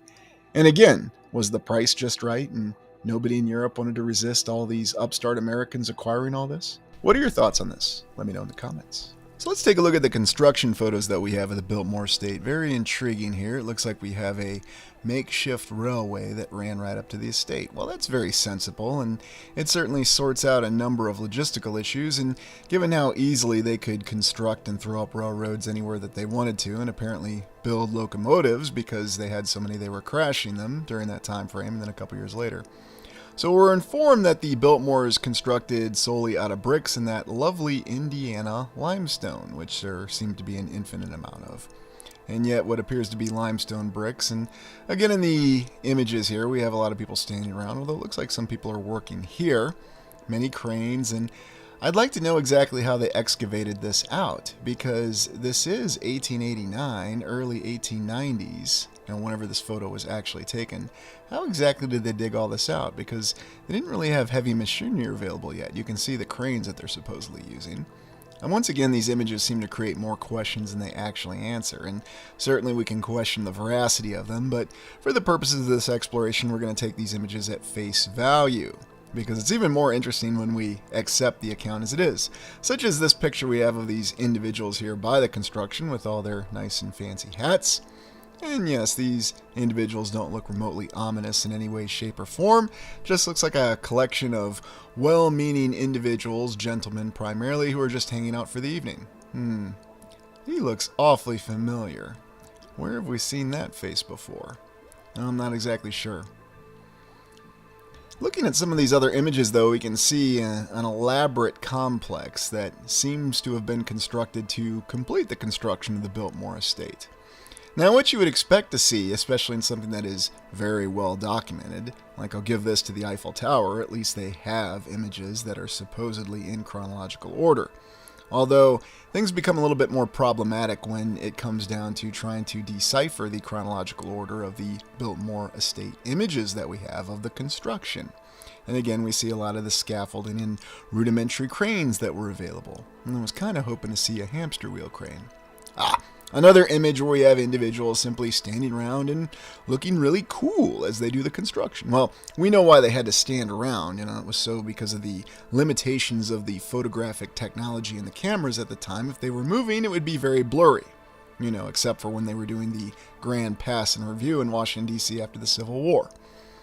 So very interesting, and I would expect to see more images showing potentially all the brickwork, because like I said, what we're told is that the Biltmore estate, the inner walls are constructed of brick. Granted, this is what we're told. I don't know. I can't verify this because the place is already built, and these images aren't really answering this question, but brick surrounded by that ever omnipresent Indiana limestone, of which there seems to have been an infinite amount of, because this isn't the only structure that they use that wondrous Indiana limestone in.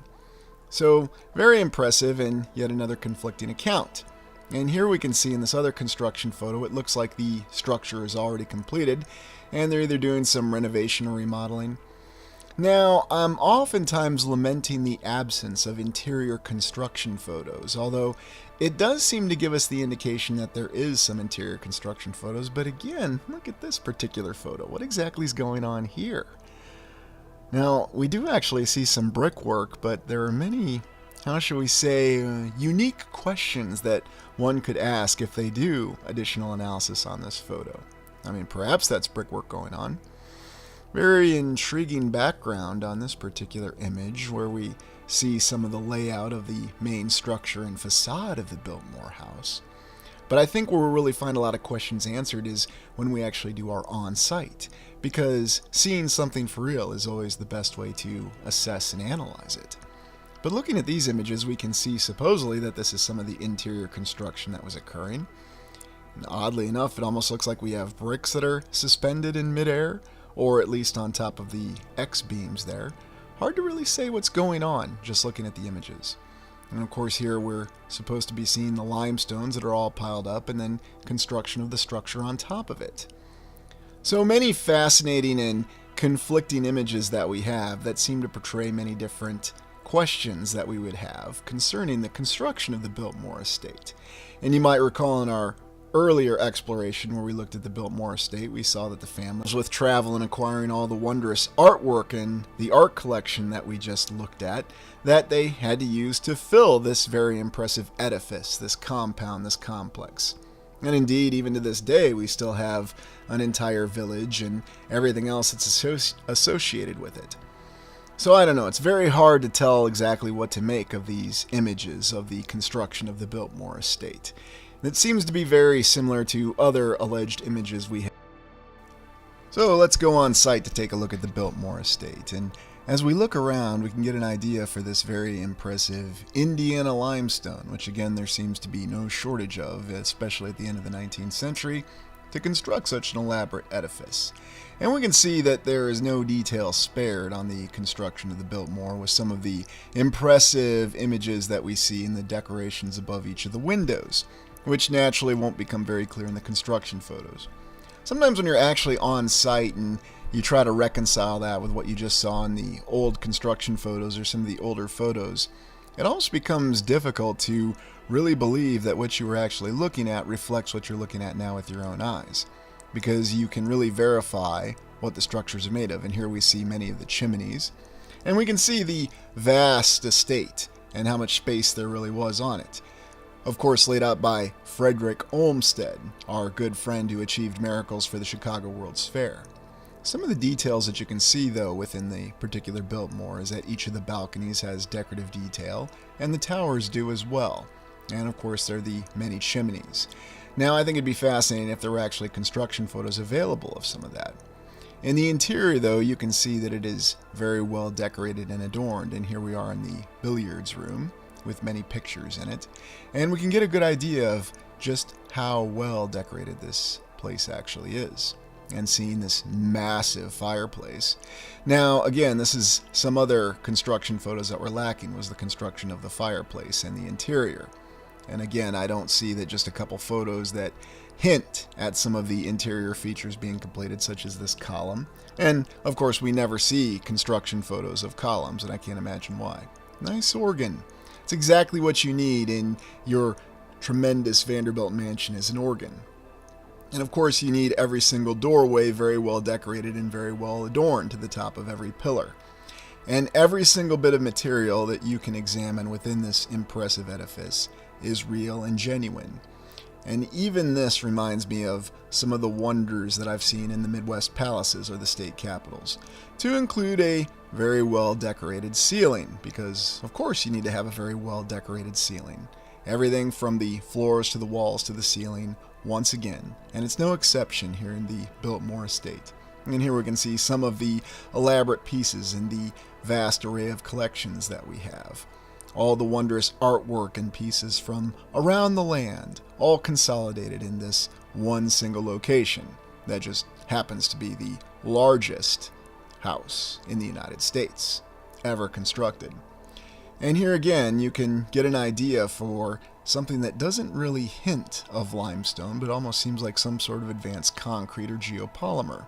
And again, you can see the extent of the estate all the way out to the mountains.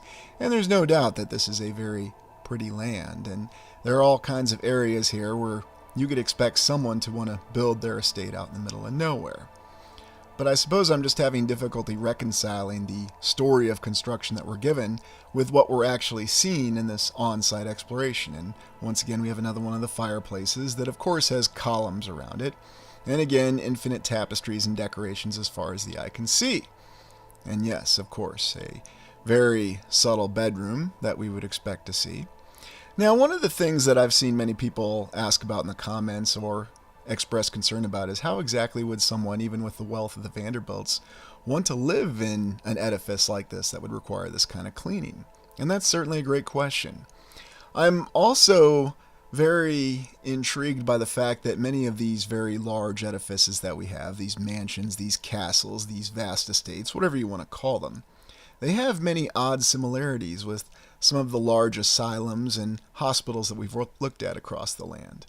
And the similarity being that this is an entire compound that you could house many people. Well, the explanation here is that they needed to have servants' quarters, and of course you needed to have a veritable army to keep this place clean and facilitated. And it's just because people who were very wealthy back at the start of the 20th century, the end of the 19th century, had this to do with their wealth, and yet we still consider them philanthropists to this day. Look at this impressive staircase and some of the detail that you see with this.